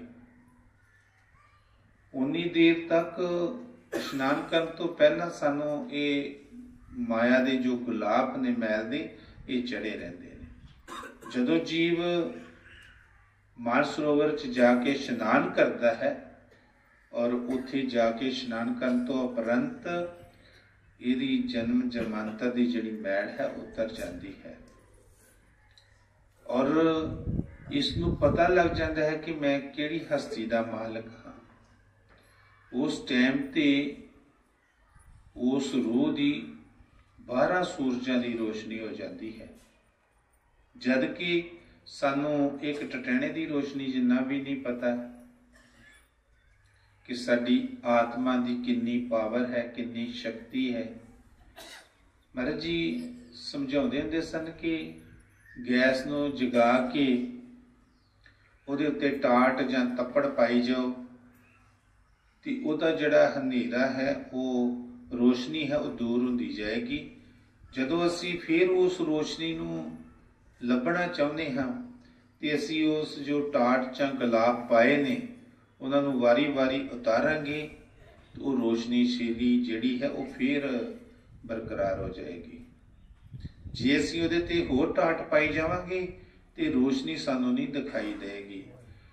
टाट काहदे ने? इस दुनिया दे विच मोह माया दे, हौमे दे, लोभ दे, ये सारे साडे मैल दे गुलाब ने।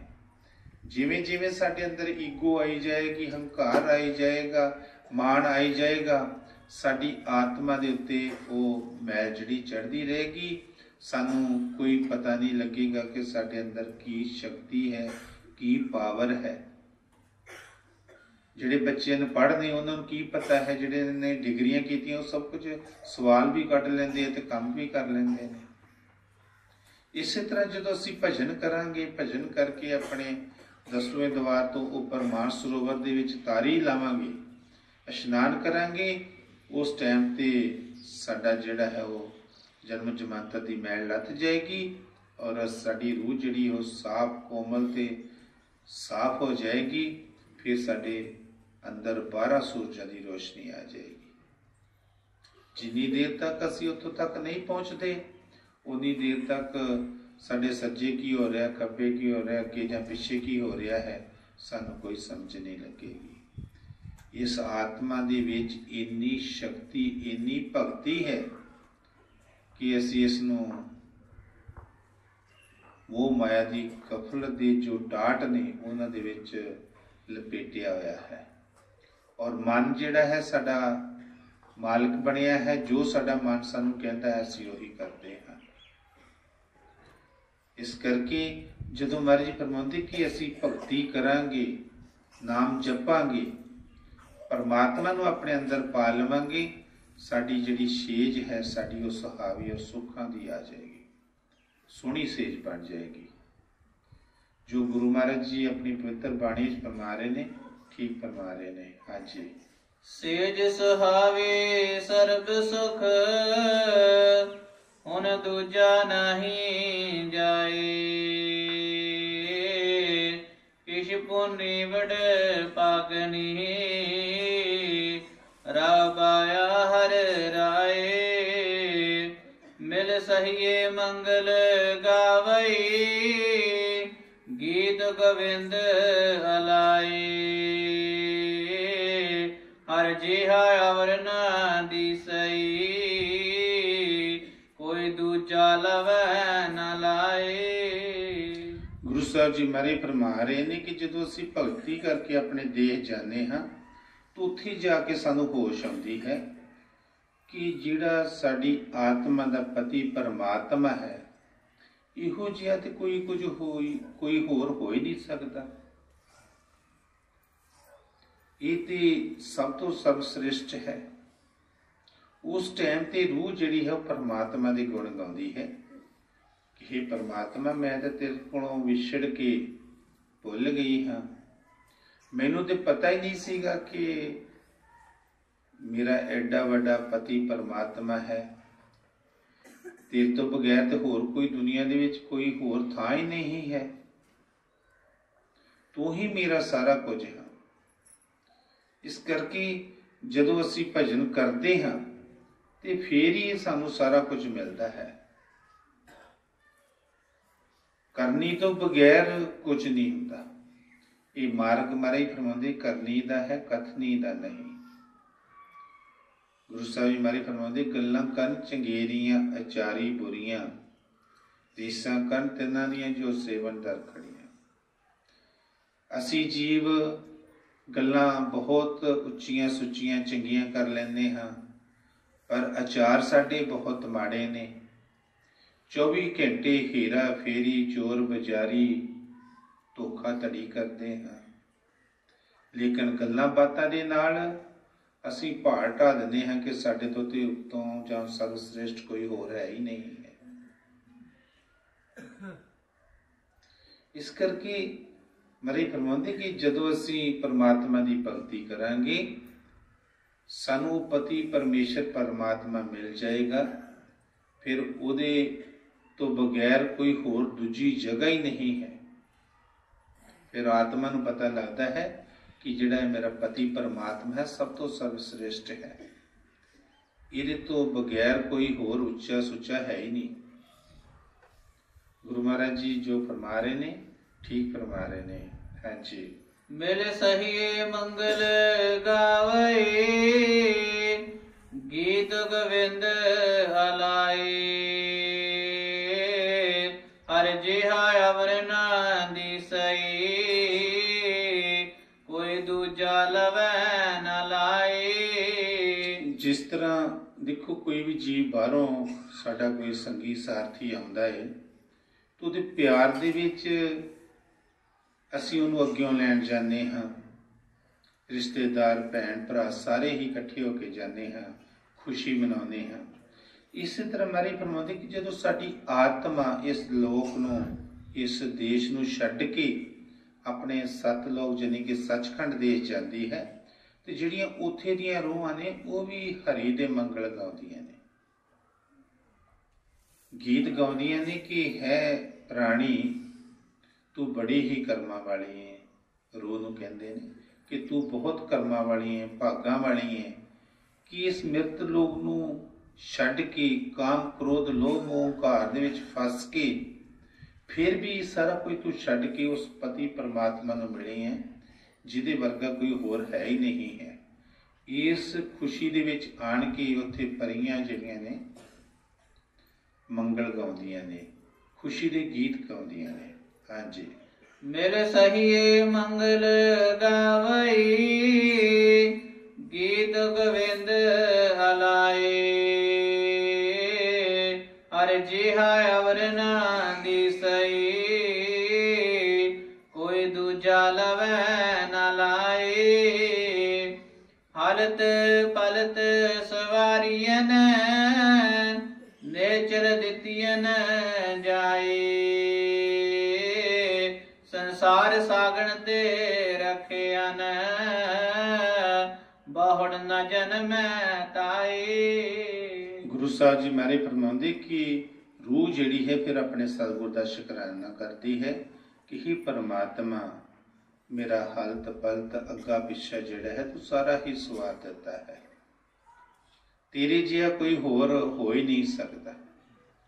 ਔਰ ਸੰਸਾਰ ਦੇ ਵਿੱਚ ਜੋ ਮੈਂ ਕੂੜ ਕਰਮ ਕਰਕੇ ਫਸੀ ਸੀ, ਮੇਰੇ ਤੇ ਕਾਲ ਕਰਤਾ ਜਿਹੜਾ ਜ਼ੁਲਮ ਉਠਾ ਰਿਹਾ ਸੀ, ਮੇਰੇ ਤੇ ਤੂੰ ਰਹਿਮ ਕਰਕੇ ਮੈਨੂੰ ਤੂੰ ਆਪਣੇ ਚਰਨਾਂ ਦੇ ਵਿੱਚ ਲਾ ਲਿਆ ਹੈ। ਇਹ ਵੀ ਤੇਰੀ ਹੀ ਅਪਾਰ ਬਖਸ਼ਿਸ਼ ਹੈ, ਕਿਉਂਕਿ ਰੂਹ ਦੇ ਵਸ ਦੀ ਗੱਲ ਕੋਈ ਨਹੀਂ ਹੈ। ਉਹ ਸਤਿਗੁਰ ਆਪ ਹੀ ਕਿਰਪਾ ਕਰਕੇ ਦਇਆ ਦ੍ਰਿਸ਼ਟੀ ਕਰਕੇ ਸਾਡੇ ਤੇ ਰਹਿਮਤ ਕਰਦਾ ਹੈ, ਕਿਉਂਕਿ ਜੀਵ ਤੇ ਇਹੋ ਜਿਹੇ ਝੰਜੜ ਝੇੜਿਆਂ ਦੇ ਵਿੱਚ ਫਸਿਆ ਹੈ ਕਿ ਇਹਨੂੰ ਕੋਈ ਸਮਝ ਹੀ ਨਹੀਂ ਲੱਗਦੀ। ਜਿਸ ਜਿਸ ਜੀਵ ਤੇ ਉਹ ਸਤਿਗੁਰ ਅਪਾਰ ਬਖਸ਼ਿਸ਼ ਕਰਦਾ ਹੈ, ਉਹੀ ਜੀਵ ਸਤਿਗੁਰ ਦੇ ਦਰ ਤੇ ਮਨਜ਼ੂਰ ਹੁੰਦਾ ਹੈ, ਕਿਉਂਕਿ ਉਹ ਆਪ ਹੀ ਕਰਾਉਂਦਾ ਹੈ, ਆਪ ਹੀ ਸਾਰਾ ਕੁਝ ਕਰਦਾ ਹੈ। ਜੀਵ ਤੇ ਸਿਰਫ ਆਪਣੇ ਕੰਮਾਂ-ਕਾਰਾਂ ਦੇ ਵਿੱਚ ਹੀ ਮਗਨ ਰਹਿੰਦਾ ਹੈ। ਜਿਹਦੇ ਤੇ ਵਪਾਰ ਬਖਸ਼ਿਸ਼ ਕਰਦਾ ਹੈ, ਉਹੀ ਜੀਵ ਜਿਹੜਾ ਉਹਦੇ ਨਾਲ ਮਿਲਦਾ ਹੈ। ਸੋ ਸਾਨੂੰ ਸਤਿਗੁਰਾਂ ਦੇ ਬਚਨਾਂ ਤੇ ਚੱਲਣਾ ਚਾਹੀਦਾ ਹੈ, ਕਿਉਂਕਿ ਸੰਤ ਸਤਿਗੁਰ ਹੀ ਸਾਡੇ ਤੇ ਰਹਿਮਤ ਕਰਦੇ ਨੇ। ਬਾਕੀ ਦੁਨੀਆਦਾਰੀ ਦੇ ਵਿੱਚ ਦੇਖ ਲਓ, ਕਿਸੇ ਨੂੰ ਕੋਈ ਚੀਜ਼ ਨਾ ਮਿਲੇ ਤਾਂ ਉਸ ਵੇਲੇ ਮੂੰਹ ਵਿੰਗਾ ਕਰ ਲੈਂਦਾ ਹੈ, ਕਿਸੇ ਨੂੰ ਜ਼ਿਆਦੀ ਦੇ ਦਿਓ ਤਾਂ ਮੂੰਹ ਵਿੰਗਾ ਕਰ ਲੈਂਦਾ ਹੈ। ਇਸ ਦੁਨੀਆ ਦੇ ਵਿੱਚ ਦੁਈ ਦਵੈਤ ਈਰਖਾ ਹੀ ਪਾਏਗੀ ਹੈ। ਜੀਵ ਇਹਨਾਂ ਦੇ ਵਿੱਚ ਹੀ ਫਸੇ ਨੇ। ਇੱਕ ਸਿਰਫ ਤੇ ਸਿਰਫ ਸਤਿਗੁਰ ਹੀ ਸਾਡੇ ਤੇ ਰਹਿਮਤ ਕਰਦਾ ਹੈ, ਜਿਹਨੂੰ ਰਤਾ ਜਿੰਨਾ ਵੀ ਕੋਈ ਲਾਲਚ ਨਹੀਂ ਹੈ। ਹਾਂਜੀ। ਹਲਤ ਪਲਤ ਸਵਾਰੀਅਨ, ਨੇਚਰ ਦਿੱਤੀਅਨ ਜਾਏ। ਸੰਸਾਰ ਸਾਗਣ ਤੇ ਰਖਿਆਨ, ਬਹੁੜ ਨ ਜਨਮੈ ਤਾਈ। ਜਿਹਵਾ ਏਕ ਅਨੇਕ ਗੁਣ ਤੇਰੇ, ਨਾਨਕ ਚਰਨੀ ਪਾਏ। ਜਿਹਵਾ ਏਕ ਅਨੇਕ ਗੁਣ ਤੇਰੇ, ਨਾਨਕ ਚਰਨੀ ਪਾਏ। ਗੁਰੂ ਸਾਹਿਬ ਜੀ ਮਾਰੇ ਫਰਮਾ ਰਹੇ ਨੇ ਕਿ हे परमात्मा, हे वाहेगुरु, मेरी एक जीव है, तेरे अनेका ही गुण ने। एक जीव दे नाल मैं तेरी उस्तति किस तरह कर सकती? तेरी उस्तत तू ही जान सकता है, मेरे वस दी कोई गल नहीं है। जे कोई आसमान नूं कह दे कि मैं इत्थे पहुँच गया जां इदां है, कोई पहुँच सकता है, पर परमात्मा जी चाहे तो तुहानूं उत्थे पहुँचा सकता है। ये दुनिया दे विच कई बार असीं सुनते हैं जां देखते हैं कि कोई चंद्रमे ते गया, कोई किते गया, लेकिन उस जगह ते जाण लई सारे ते इंसान ही हैं, बाकी क्यों नहीं चले जाते? जिहदे ते वो मालिक रहमत करता है, जिहदे ते वो बख्शिश करता है, ਉਹੀ ਜੀਵ ਤੇ ਉਹ ਛਾਪ ਲਾਉਂਦਾ ਹੈ, ਹੋਰ ਜੀਵ ਕੋਈ ਨਹੀਂ ਕਰ ਸਕਦਾ। ਇਸੇ ਤਰ੍ਹਾਂ ਜਿਹੜਾ ਕੋਈ ਉਹਦਾ ਹੁੰਦਾ ਹੈ, ਉਹ ਪਰਮਾਤਮਾ ਵੀ ਉਹਦੀ ਹੀ ਮਦਦ ਕਰਦਾ ਹੈ। ਮਿਸਾਲ ਤੌਰ ਤੇ ਦੇਖੋ, ਛੋਟੇ ਬੱਚੇ ਨੇ, ਉਹ ਨਾ ਬੋਲਦੇ ਨੇ, ਨਾ ਕੋਈ ਗੱਲਬਾਤ ਕਰਦੇ ਨੇ। ਸਰਦੀ ਵੀ ਆਉਂਦੀ ਹੈ, ਗਰਮੀ ਵੀ ਆਉਂਦੀ ਹੈ, ਬੱਚੇ ਨੂੰ ਭੁੱਖ ਵੀ ਲੱਗਦੀ ਹੈ, ਪਿਆਸ ਵੀ ਲੱਗਦੀ ਹੈ, ਪਰ ਦੇਖੋ ਉਸ ਦੀ ਮਾਤਾ ਉਹਦਾ ਸਾਰੇ ਪਾਸੇ ਹੀ ਖਿਆਲ ਰੱਖਦੀ ਹੈ। ਸਰਦੀਆਂ ਦੇ ਵਿੱਚ ਗਰਮ ਕੱਪੜੇ ਪਾਉਂਦੀ ਹੈ, ਗਰਮੀਆਂ ਦੇ ਵਿੱਚ ਪਤਲੇ ਪਾਉਂਦੀ ਹੈ। ਜਦ ਵੀ ਉਸ ਨੂੰ ਭੁੱਖ ਲੱਗਦੀ ਹੈ, ਮਾਤਾ ਨੂੰ ਪਹਿਲਾਂ ਹੀ ਪਤਾ ਲੱਗ ਜਾਂਦਾ ਹੈ ਕਿ ਮੇਰੇ ਬੱਚੇ ਨੂੰ ਭੁੱਖ ਲੱਗੀ ਹੈ ਜਾਂ ਪਿਆਸ ਲੱਗੀ ਹੈ। ਮਾਤਾ ਉਸ ਨੂੰ ਸਭ ਕੁਝ ਉਹ ਚੀਜ਼ਾਂ ਪ੍ਰਦਾਨ ਕਰਦੀ ਹੈ। ਅਸੀਂ ਵੀ ਉਸ ਬੱਚੇ ਦੀ ਨਿਆਈ ਆਪਣੇ ਸਤਿਗੁਰ ਨੂੰ ਆਪਣੀ ਮਾਤਾ ਪਿਤਾ ਸਮਝ ਲਈਏ ਤੇ ਸਾਡਾ ਵੀ ਭਾਰ ਉਤਾਰਾ ਹੋ ਜਾਏਗਾ। ਅਸੀਂ ਤੇ ਮਾਤਾ ਨੂੰ ਜਾਨੀ ਕਿ ਆਪਣੇ ਸਤਿਗੁਰ ਨੂੰ ਹੀ ਮੱਤਾਂ ਦੇਣ ਲੱਗ ਪੈਂਦੇ ਹਾਂ। ਅਸੀਂ ਉਸ ਨੂੰ ਹੀ ਇੱਦਾਂ ਕਹਿਣ ਲੱਗ ਪਏ, ਤੂੰ ਇੱਦਾਂ ਕਰ, ਤੂੰ ਇੱਦਾਂ ਕਰ। ਸਤਿਗੁਰ ਫਿਰ ਕਹਿੰਦਾ ਕਿ ਠੀਕ ਹੈ ਵੀ ਜਿੱਦਾਂ ਤੇਰੀ ਮਰਜ਼ੀ ਹੈ। ਬਾਬਾ ਜੀ ਦੇ ਕੋਲ ਜਦ ਰਹਿੰਦੇ ਸੀ ਤੇ ਕਈ ਜੀਆਂ ਨੇ ਕੋਈ ਅਰਜ਼ ਕਰਨੀ ਤੇ ਸਤਿਗੁਰਾਂ ਨੇ ਕਹਿਣਾ ਕਿ ਨਹੀਂ ਤੁਸੀਂ ਇਸ ਤਰ੍ਹਾਂ ਕਰ ਲਓ। ਕਈ ਜੀਵ ਲਾਗੇ ਹੋਣੇ, ਉਹਨਾਂ ਨੇ ਕਹਿਣਾ ਇੱਦਾਂ ਨਹੀਂ, ਇੱਦਾਂ ਕਰ ਲਓ ਜੀ। ਤੇ ਉਹਨੇ ਵੀ ਆਖਣਾ ਜੀ ਮਾਏ ਜੀ ਮੈਂ ਇੱਦਾਂ ਕਰਦੇ ਹੀ, ਮੈਂ ਇੱਦਾਂ ਕਰ ਲਾਂ। ਤੇ ਸਤਿਗੁਰਾਂ ਨੇ ਕਹਿਣਾ ਕਰ ਲਾ। ਜੋ ਸਤਿਗੁਰ ਸਾਨੂੰ ਕਹਿੰਦੇ ਨੇ ਅਸੀਂ ਉਹ ਨਹੀਂ ਕਰਦੇ, ਅਸੀਂ ਸਤਿਗੁਰ ਨੂੰ ਹੀ ਸਮਝਾਉਣ ਲੱਗ ਪੈਂਦੇ ਹਾਂ। ਤੇ ਫਿਰ ਸਾਡੇ ਤੇ ਦਇਆ ਵੀ, ਕਿਰਪਾ ਵੀ ਦੀ ਉਸੇ ਤਰ੍ਹਾਂ ਦੀ ਹੋਣੀ ਹੈ। ਜਦੋਂ ਅਸੀਂ ਮੰਨਦੇ ਹੀ ਨਹੀਂ ਹੈ ਤੇ ਫਿਰ ਸਤਿਗੁਰ ਕੀ ਕਰੇ? ਹਰੀ ਫਰਮਾਉਂਦੇ ਕਿ ਸਤਿਗੁਰ ਵਿਚਾਰਾ ਕਿਆ ਕਰੇ ਜੋ ਸਿੱਖਣ ਮਾਏ ਚੂਕ, ਅੰਧੇ ਏਕ ਨਾ ਲਾਗੇ ਜਿਉ ਬਾਂਸ ਵਜਾਈ ਭੋਗ। ਸਤਿਗੁਰ ਜੋ ਸਾਨੂੰ ਕਹਿੰਦਾ ਹੈ, ਸਾਨੂੰ ਕੋਈ ਮਾਤੀ ਨਹੀਂ ਆਉਂਦੀ, ਅਸੀਂ ਸਮਝਦੇ ਨਹੀਂ ਹੈ। ਇਸ ਤਰ੍ਹਾਂ ਦੀ ਹੋ ਜਾਂਦੀ ਹੈ ਜਿੱਦਾਂ ਬਾਂਸ 'ਚ ਫੂਕ ਮਾਰੋ ਤੇ ਅਗਲੇ ਪਾਰ ਹੋ ਜਾਂਦੀ ਹੈ। ਅੰਨੇ ਅੱਗੇ ਰੋਣਾ, ਅੱਖੀਆਂ ਦਾ ਖੌਫ। ਸਾਡੀ ਹਾਲਾਤ ਜਿਹੜੀ ਇਸ ਤਰ੍ਹਾਂ ਦੀ ਹੈ। ਅਸੀਂ ਸਤਿਗੁਰ ਨੂੰ ਸਤਿਗੁਰ ਨਹੀਂ ਸਮਝਦੇ, ਅਸੀਂ ਉਸ ਨੂੰ ਵੀ ਸਲਾਹਾਂ ਦੇਣ ਲੱਗ ਪੈਂਦੇ ਹਾਂ। ਸੋ ਜੇ ਅਸੀਂ ਇਸ ਤਰ੍ਹਾਂ ਕਰਾਂਗੇ ਫਿਰ ਸਾਡੇ ਤੇ ਕਿਰਪਾ ਵੀ ਇੱਦਾਂ ਦੀ ਹੀ ਹੋਣੀ ਹੈ। ਦੇਖੋ, ਇਤਿਹਾਸ ਗਵਾਹ ਹੈ ਕਿ ਭਾਈ ਬੇਲੇ ਨੂੰ 10ਵੀਂ ਪਾਤਸ਼ਾਹੀ ਮਹਾਰਾਜ ਜੀ ਪੜ੍ਹਾਉਣ ਵਾਸਤੇ ਕਹਿੰਦੇ ਸੀ ਕਿ ਤੈਨੂੰ ਇੱਕ ਦੁੱਖ ਰੋਜ਼ ਦੀ ਦਿਆ ਕਰਾਂਗੇ। ਇੱਕ ਦਿਨ ਕੋਈ ਕੰਮ ਸੀ, ਜਲਦੀ ਜਾ ਰਹੇ ਸੀ ਤੇ ਭਾਈ ਬੇਲਾ ਅੱਗੇ ਹੋ ਗਿਆ, ਹੱਥ ਜੋੜ ਕੇ ਖਲੋ ਗਿਆ, ਮਹਾਰਾਜ ਮੇਰੀ ਦੁੱਖ। ਤੇ ਗੁਰੂ ਸਾਹਿਬ ਜੀ ਨੇ ਸਹਿ ਸੁਭਾਈ ਕਿਹਾ ਕਿ ਵਾਹ ਭਾਈ ਬੇਲਾ, ਨਾ ਪਛਾਣੇ ਵਕਤ ਤੇ ਨਾ ਪਛਾਣੇ ਵੇਲਾ। ਕਿ ਭਾਈ ਬੇਲੇ ਤੂੰ ਵੀ ਵਾਹ ਹੀ, ਕਿ ਤੈਨੂੰ ਇਹ ਵੀ ਨਹੀਂ ਪਤਾ ਕਿ ਅਸੀਂ ਕਿੰਨੇ ਜ਼ਰੂਰੀ ਕੰਮ ਚੱਲੇ ਆ ਤੇ ਤੈਨੂੰ ਆਪਣੀ ਦੁੱਖ ਦੀ ਪਈ ਹੈ। ਤੋ ਭਾਈ ਬੇਲਾ ਜਿਹੜਾ ਸੀ ਸਾਰੀ ਦਿਹਾੜੀ ਇਹੀ ਗੁਣ ਗਾਉਂਦਾ ਰਿਹਾ ਕਿ ਵਾਹ ਭਾਈ ਬੇਲਾ, ਨਾ ਪਛਾਣੇ ਵਕਤ ਨਾ ਪਛਾਣੇ ਵੇਲਾ। ਸ਼ਾਮਾਂ ਪੈ ਗਈਆਂ, ਗੁਰੂ ਸਾਹਿਬ ਜੀ ਮਹਾਰਾਜ ਜਦੋਂ ਦਰਬਾਰ 'ਚ ਆਏ ਤੇ ਸਾਡੇ ਵਰਗੇ ਜਿਹੜੇ ਆਪਣੇ ਆਪ ਨੂੰ ਬੜੇ ਸਿਆਣੇ ਸੂਝਵਾਨ ਸਮਝਦੇ ਸੀ, ਗੁਰੂ ਸਾਹਿਬ ਜੀ ਨੂੰ ਕਹਿਣ ਲੱਗੇ ਕਿ ਮਹਾਰਾਜ ਭਾਈ ਬੇਲੇ ਨੂੰ ਕੋਈ ਅੱਜ ਦੁੱਖ ਦੇ ਗਏ ਸੀ? ਤੇ ਗੁਰੂ ਸਾਹਿਬ ਜੀ ਕਹਿੰਦੇ ਕਿ ਨਹੀਂ, ਦੁੱਖ ਤੇ ਦਿੱਤੀ ਵੀ ਨਹੀਂ, ਉਹ ਤੇ ਵੈਸੇ ਸਹਿ ਸੁਭਾਅ ਬਚਨ ਕੀਤਾ ਹੈ। ਆਏ ਉਹ ਸ਼ਦਾਈ ਸਾਰੀ ਦਿਹਾੜੀ ਇੱਕੋ ਗੱਲ ਪਕਾਉਂਦਾ ਰਿਹਾ ਕਿ ਇਹ ਵਾਹ ਭਾਈ ਵੇਲਾ, ਨਾ ਪਛਾਣੇ ਵਕਤ ਨਾ ਪਛਾਣੇ ਵੇਲਾ। ਗੁਰੂ ਸਾਹਿਬ ਜੀ ਮਹਾਰਾਜ ਕਹਿੰਦੇ ਮੈਂ ਤੇ ਸਹਿ ਸੁਭਾਅ ਇਹ ਕਿਹਾ ਸੀਗਾ ਵੀ ਤੂੰ ਇਹਨੂੰ ਵੇਲੇ ਘੜੀ ਦਾ ਵੀ ਨਹੀਂ ਪਤਾ, ਤੈਨੂੰ ਆਪਣੀ ਦੁੱਖ ਦੀ ਪਈ ਵੀ ਅਸੀਂ ਕਿੰਨੇ ਕੁ ਜ਼ਰੂਰੀ ਕੰਮ ਜਾ ਰਹੇ ਹਾਂ। ਤੇ ਮੇਰੇ ਸਹਿ ਸੁਭਾਅ ਜਿਹੜਾ ਕੋਈ ਬਚਨ ਨਿਕਲਿਆ ਉਸ ਨੂੰ ਹੀ ਭਾਈ ਬੇਲੇ ਨੇ ਬਾਣੀ ਸਮਝ ਲਿਆ।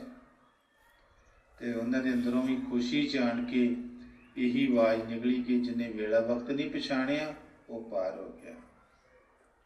ਤੇ ਭਾਈ ਬੇਲੇ ਦੀ ਘੋੜਿਆਂ ਦੇ ਤਬੇਲੇ 'ਚ ਸੇਵਾ ਸੀ, ਉੱਥੇ ਘੋੜਿਆਂ ਦੇ ਤਬੇਲੇ ਸੇਵਾ ਕਰਦੇ ਦੀ ਸਮਾਧੀ ਲੱਗੀ। ਸਾਰੇ ਡੇਰੇ ਦੇ ਵਿੱਚ, ਸਾਰੀ ਸੰਗਤ ਦੇ ਵਿੱਚ ਚਰਚਾ ਫੈਲ ਗਈ ਕਿ ਕੱਲ ਭਾਈ ਬੇਲਾ ਆਇਆ ਤਾਂ ਅੱਜ ਉਹਦੀ ਸਮਾਧੀ ਲੱਗੀ। ਸਾਨੂੰ ਤੇ ਇੰਨੇ ਸਾਲ ਹੋ ਗਏ ਆ, ਸਾਰੀ ਉਮਰ ਹੋ ਚੱਲੀ ਹੈ ਤਾਂ ਅਜੇ ਤੱਕ ਸਾਨੂੰ ਕੋਈ ਫਾਇਦਾ ਹੋਇਆ ਨਹੀਂ, ਅੱਗੇ ਵੀ ਪਤਾ ਨਹੀਂ ਹੋਣਾ ਕਿ ਨਹੀਂ ਹੋਣਾ, ਚਲੋ ਚੱਲੀਏ, ਇੱਥੇ ਕੀ ਰੱਖਿਆ ਹੈ। ਤੇ ਕਹਿੰਦੇ ਜਦੋਂ ਜਾਣ ਲੱਗੇ ਤੇ ਗੁਰੂ ਸਾਹਿਬ ਜੀ ਮਹਾਰਾਜ ਜੀ ਹੀ ਸੰਤ ਮਹਾਂਪੁਰਖ ਹੀ ਸਾਡੇ ਤੇ ਤਰਸ ਕਰਦੇ ਨੇ।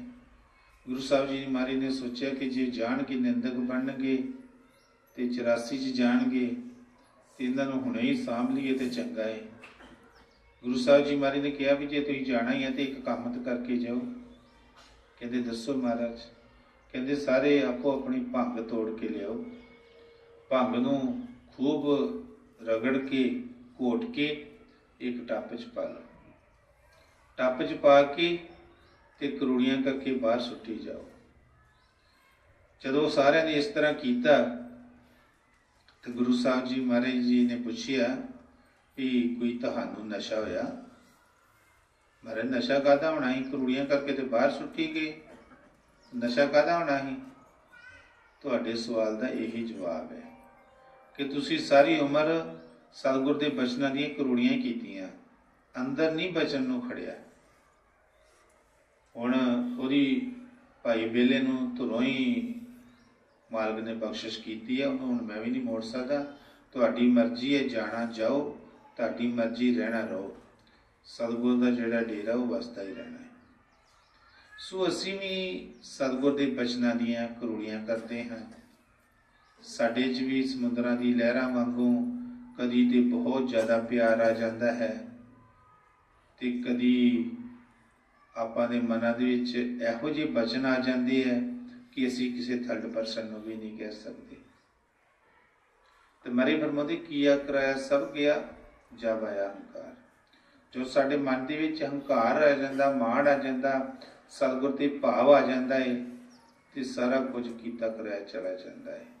ਜਿਸ ਤਰ੍ਹਾਂ ਹਜ਼ਾਰਾਂ ਮਣ ਤੁਸੀਂ ਲੱਕੜਾਂ ਇਕੱਠੀਆਂ ਕਰ ਲਓ, ਇੱਕ ਤੀਲ ਚਲਾ ਕੇ ਤੇ ਉਸ ਬਾਲਣ ਨੂੰ ਲਾ ਦਿਓ, ਹਜ਼ਾਰਾਂ ਮਣ ਲੱਕੜ ਜਿਹੜੀ ਆ ਕੁਝ ਸਮੇਂ ਦੇ ਵਿੱਚ ਸੜ ਕੇ ਸਵਾਹ ਹੋ ਜਾਏਗੀ।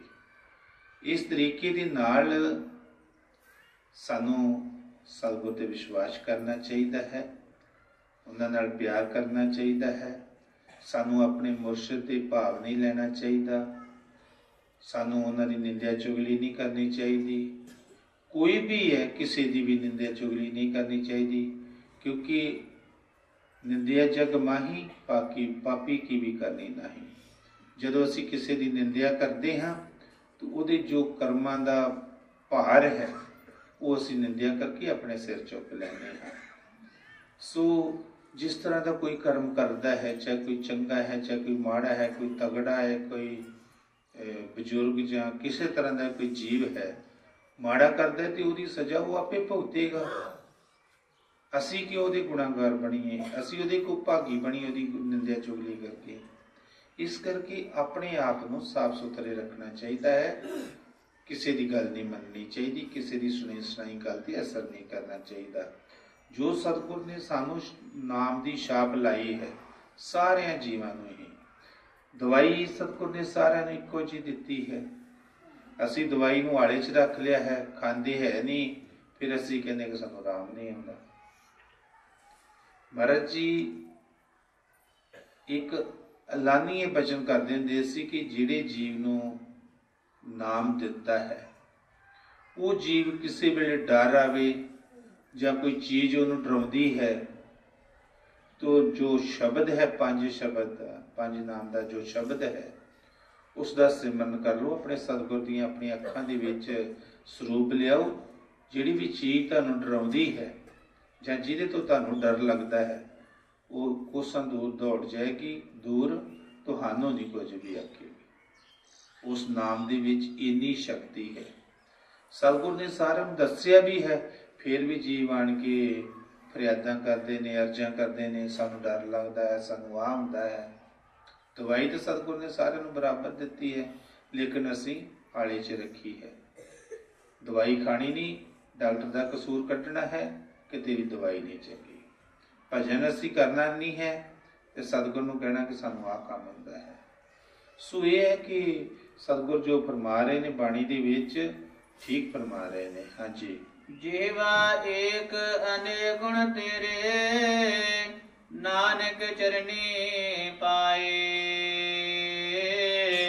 ਫਲ ਗੁਣ ਨਿਤ ਸਲਾਹੀ ਹੈ, ਜਿਸਨੋ ਤਿਲ ਨਾ ਤਮਾਏ। ਗੁਰੂ ਸਾਹਿਬ ਜੀ ਮਹਾਰਾਜ ਫਰਮਾਉਂਦੇ ਕਿ ਜੀਵਾ ਮੇਰੀ ਇੱਕ ਹੈ, ਤੇਰੇ ਅਨੇਕਾਂ ਗੁਣ ਨੇ। ਤੇਰੀ ਮੈਂ ਸਿਫਤ ਸਲਾਹ ਇਸ ਮਨੁੱਖ ਜਨਮ ਦੇ ਜਾਨੀ ਕਿ ਫੱਗਣ ਦੇ ਮਹੀਨੇ ਵਿੱਚ ਕੀ ਕਰਾਂ।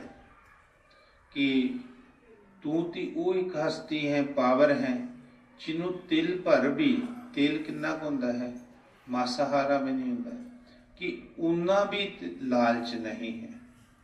सतगुर साडा जिहड़ा है उन्होंने किसी चीज़ की लालसा नहीं होती है, क्योंकि महाराज जी कई बार मौत जान के फरमाते दे सी कि दरख्तां दे परछावें दरख्तां दे नाल ही रहिंदे ने। दरख्तां दे परछाविਆਂ ਨੂੰ कोई पंड पा के रख नहीं सकता भी असी गर्मियां दे विच उहनूं यूज कर लांगे जां वरत लवांगे। दरख्त जिथे भी होएगा उहदा परछावां उत्थे ही रहेगा। इस तरह ही माया जिहड़ी वो संतां दी दासी है, वो संतां दे इर्द गिर्द रहिंदी है, उन्हां नूं किसी चीज़ की लोड़ नहीं हुंदी। सतगुर अपने आप ही जो दुनिया नूं दे सकदा है, ते जिथे उहदी महिमा जां उहदी उपमा, जिथे उहदा नाम उचारिया जाता है, लिया जाता है, तो की गल उत्थे नहीं वो किरपा करेगा। जे रुड्डां दे विच जाके वो परमात्मा सारिਆਂ ਨੂੰ खाण ਨੂੰ दिंदा है, तो जिहड़ा उहदी कमाई करदा है जां उहदा नाम लैंदा है, तो की उहदे हत्थ 'ਚ खोलेगा। वो परमात्मा एक इहो जिहा है कि पत्थरां दे विच जीव ने, उन्हां नूं भी वो खाण ਨੂੰ दिंदा है। जे कोई गुफा दे विच है, सुरंगां दे विच है, जिथे भी कोई जीव है, चाहे सत्त पताला नीचे है, वो सारिਆਂ ਨੂੰ दिंदा है। महाराज जी बाणी च भी फरमाते कि कमाई जगत व्याई तीन चेले परवान, एक संसारी एक भंडारी एक लाए दीवान। वो करता जिसने सृष्टि की रचना की है, उन्हां दीयां ड्यूटियां लगियां ने। चाहे असी इस दुनिया दे विच धर्म मजहब ठेकेदार बने हाँ, चाहे कोई हिंदू है, चाहे कोई मुसलमान है, चाहे कोई सिख है, चाहे ईसाई या किसी होर भी धर्म का है, उहदी ड्यूटी है, वो कोई भी पक्षपात नहीं करता, सारिਆਂ ਨੂੰ खाण ਨੂੰ दिंदा है। सूर्य देवता है, देखो सारिਆਂ ਨੂੰ रोशनी धुप दे रहा है, उहदा किसी नाल वितकरा नहीं है।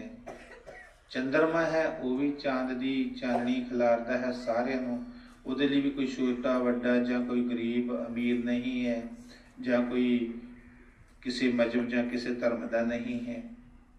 असी ही जीवां ने मजहब दे जो ठेकेदार बन के इन्हां नूं वड्डियां पा के वंड लिया है। साडे च की शक्ति है, की पावर है। पर जदों मरे फरमांदे कि उत्थे अमलां ते होणे ने नबेड़े, किसी ना तेरी जात पुछणी। जदों अमलां ते तेरे नबेड़े होने ने, उत्थे जो मर्जी तू इत्थे करदा रहा, उत्थे तैनूं उही सज़ा मिलनी जो काम कीता है। इस करके सतगुर बड़े प्यार नाल फरमा रहे ने कि मेरी एक जीव है, तेरे अनेक गुण ने, मैं तेरी की सिर्फ सलाह करा। तू ते इहो जिहा समर्थ है कि एक तिल भर जिन्ना भी तेनों कोई लालच नहीं है। इस करके गुरु महाराज शब्द समाप्त करते बड़े प्यार नाल फरमा रहे ने कि सानू उस परमात्मा की आराधना करनी चाहिए है, जिन्हों तिल पर जिन्ना भी लालच नहीं है। हाँ जी।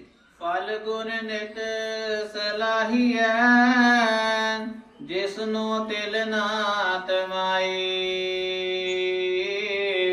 फल गुण नित सलाहिया, जिसनु तिल नात माई। सही मेल मिलाए जिस मिलिया, नाम चित आवे, नानक नाम चढ़दी कला, तेरे भाणे सरबत दा भला। राधा स्वामी दयाल की दया, राधा स्वामी जी सहाय।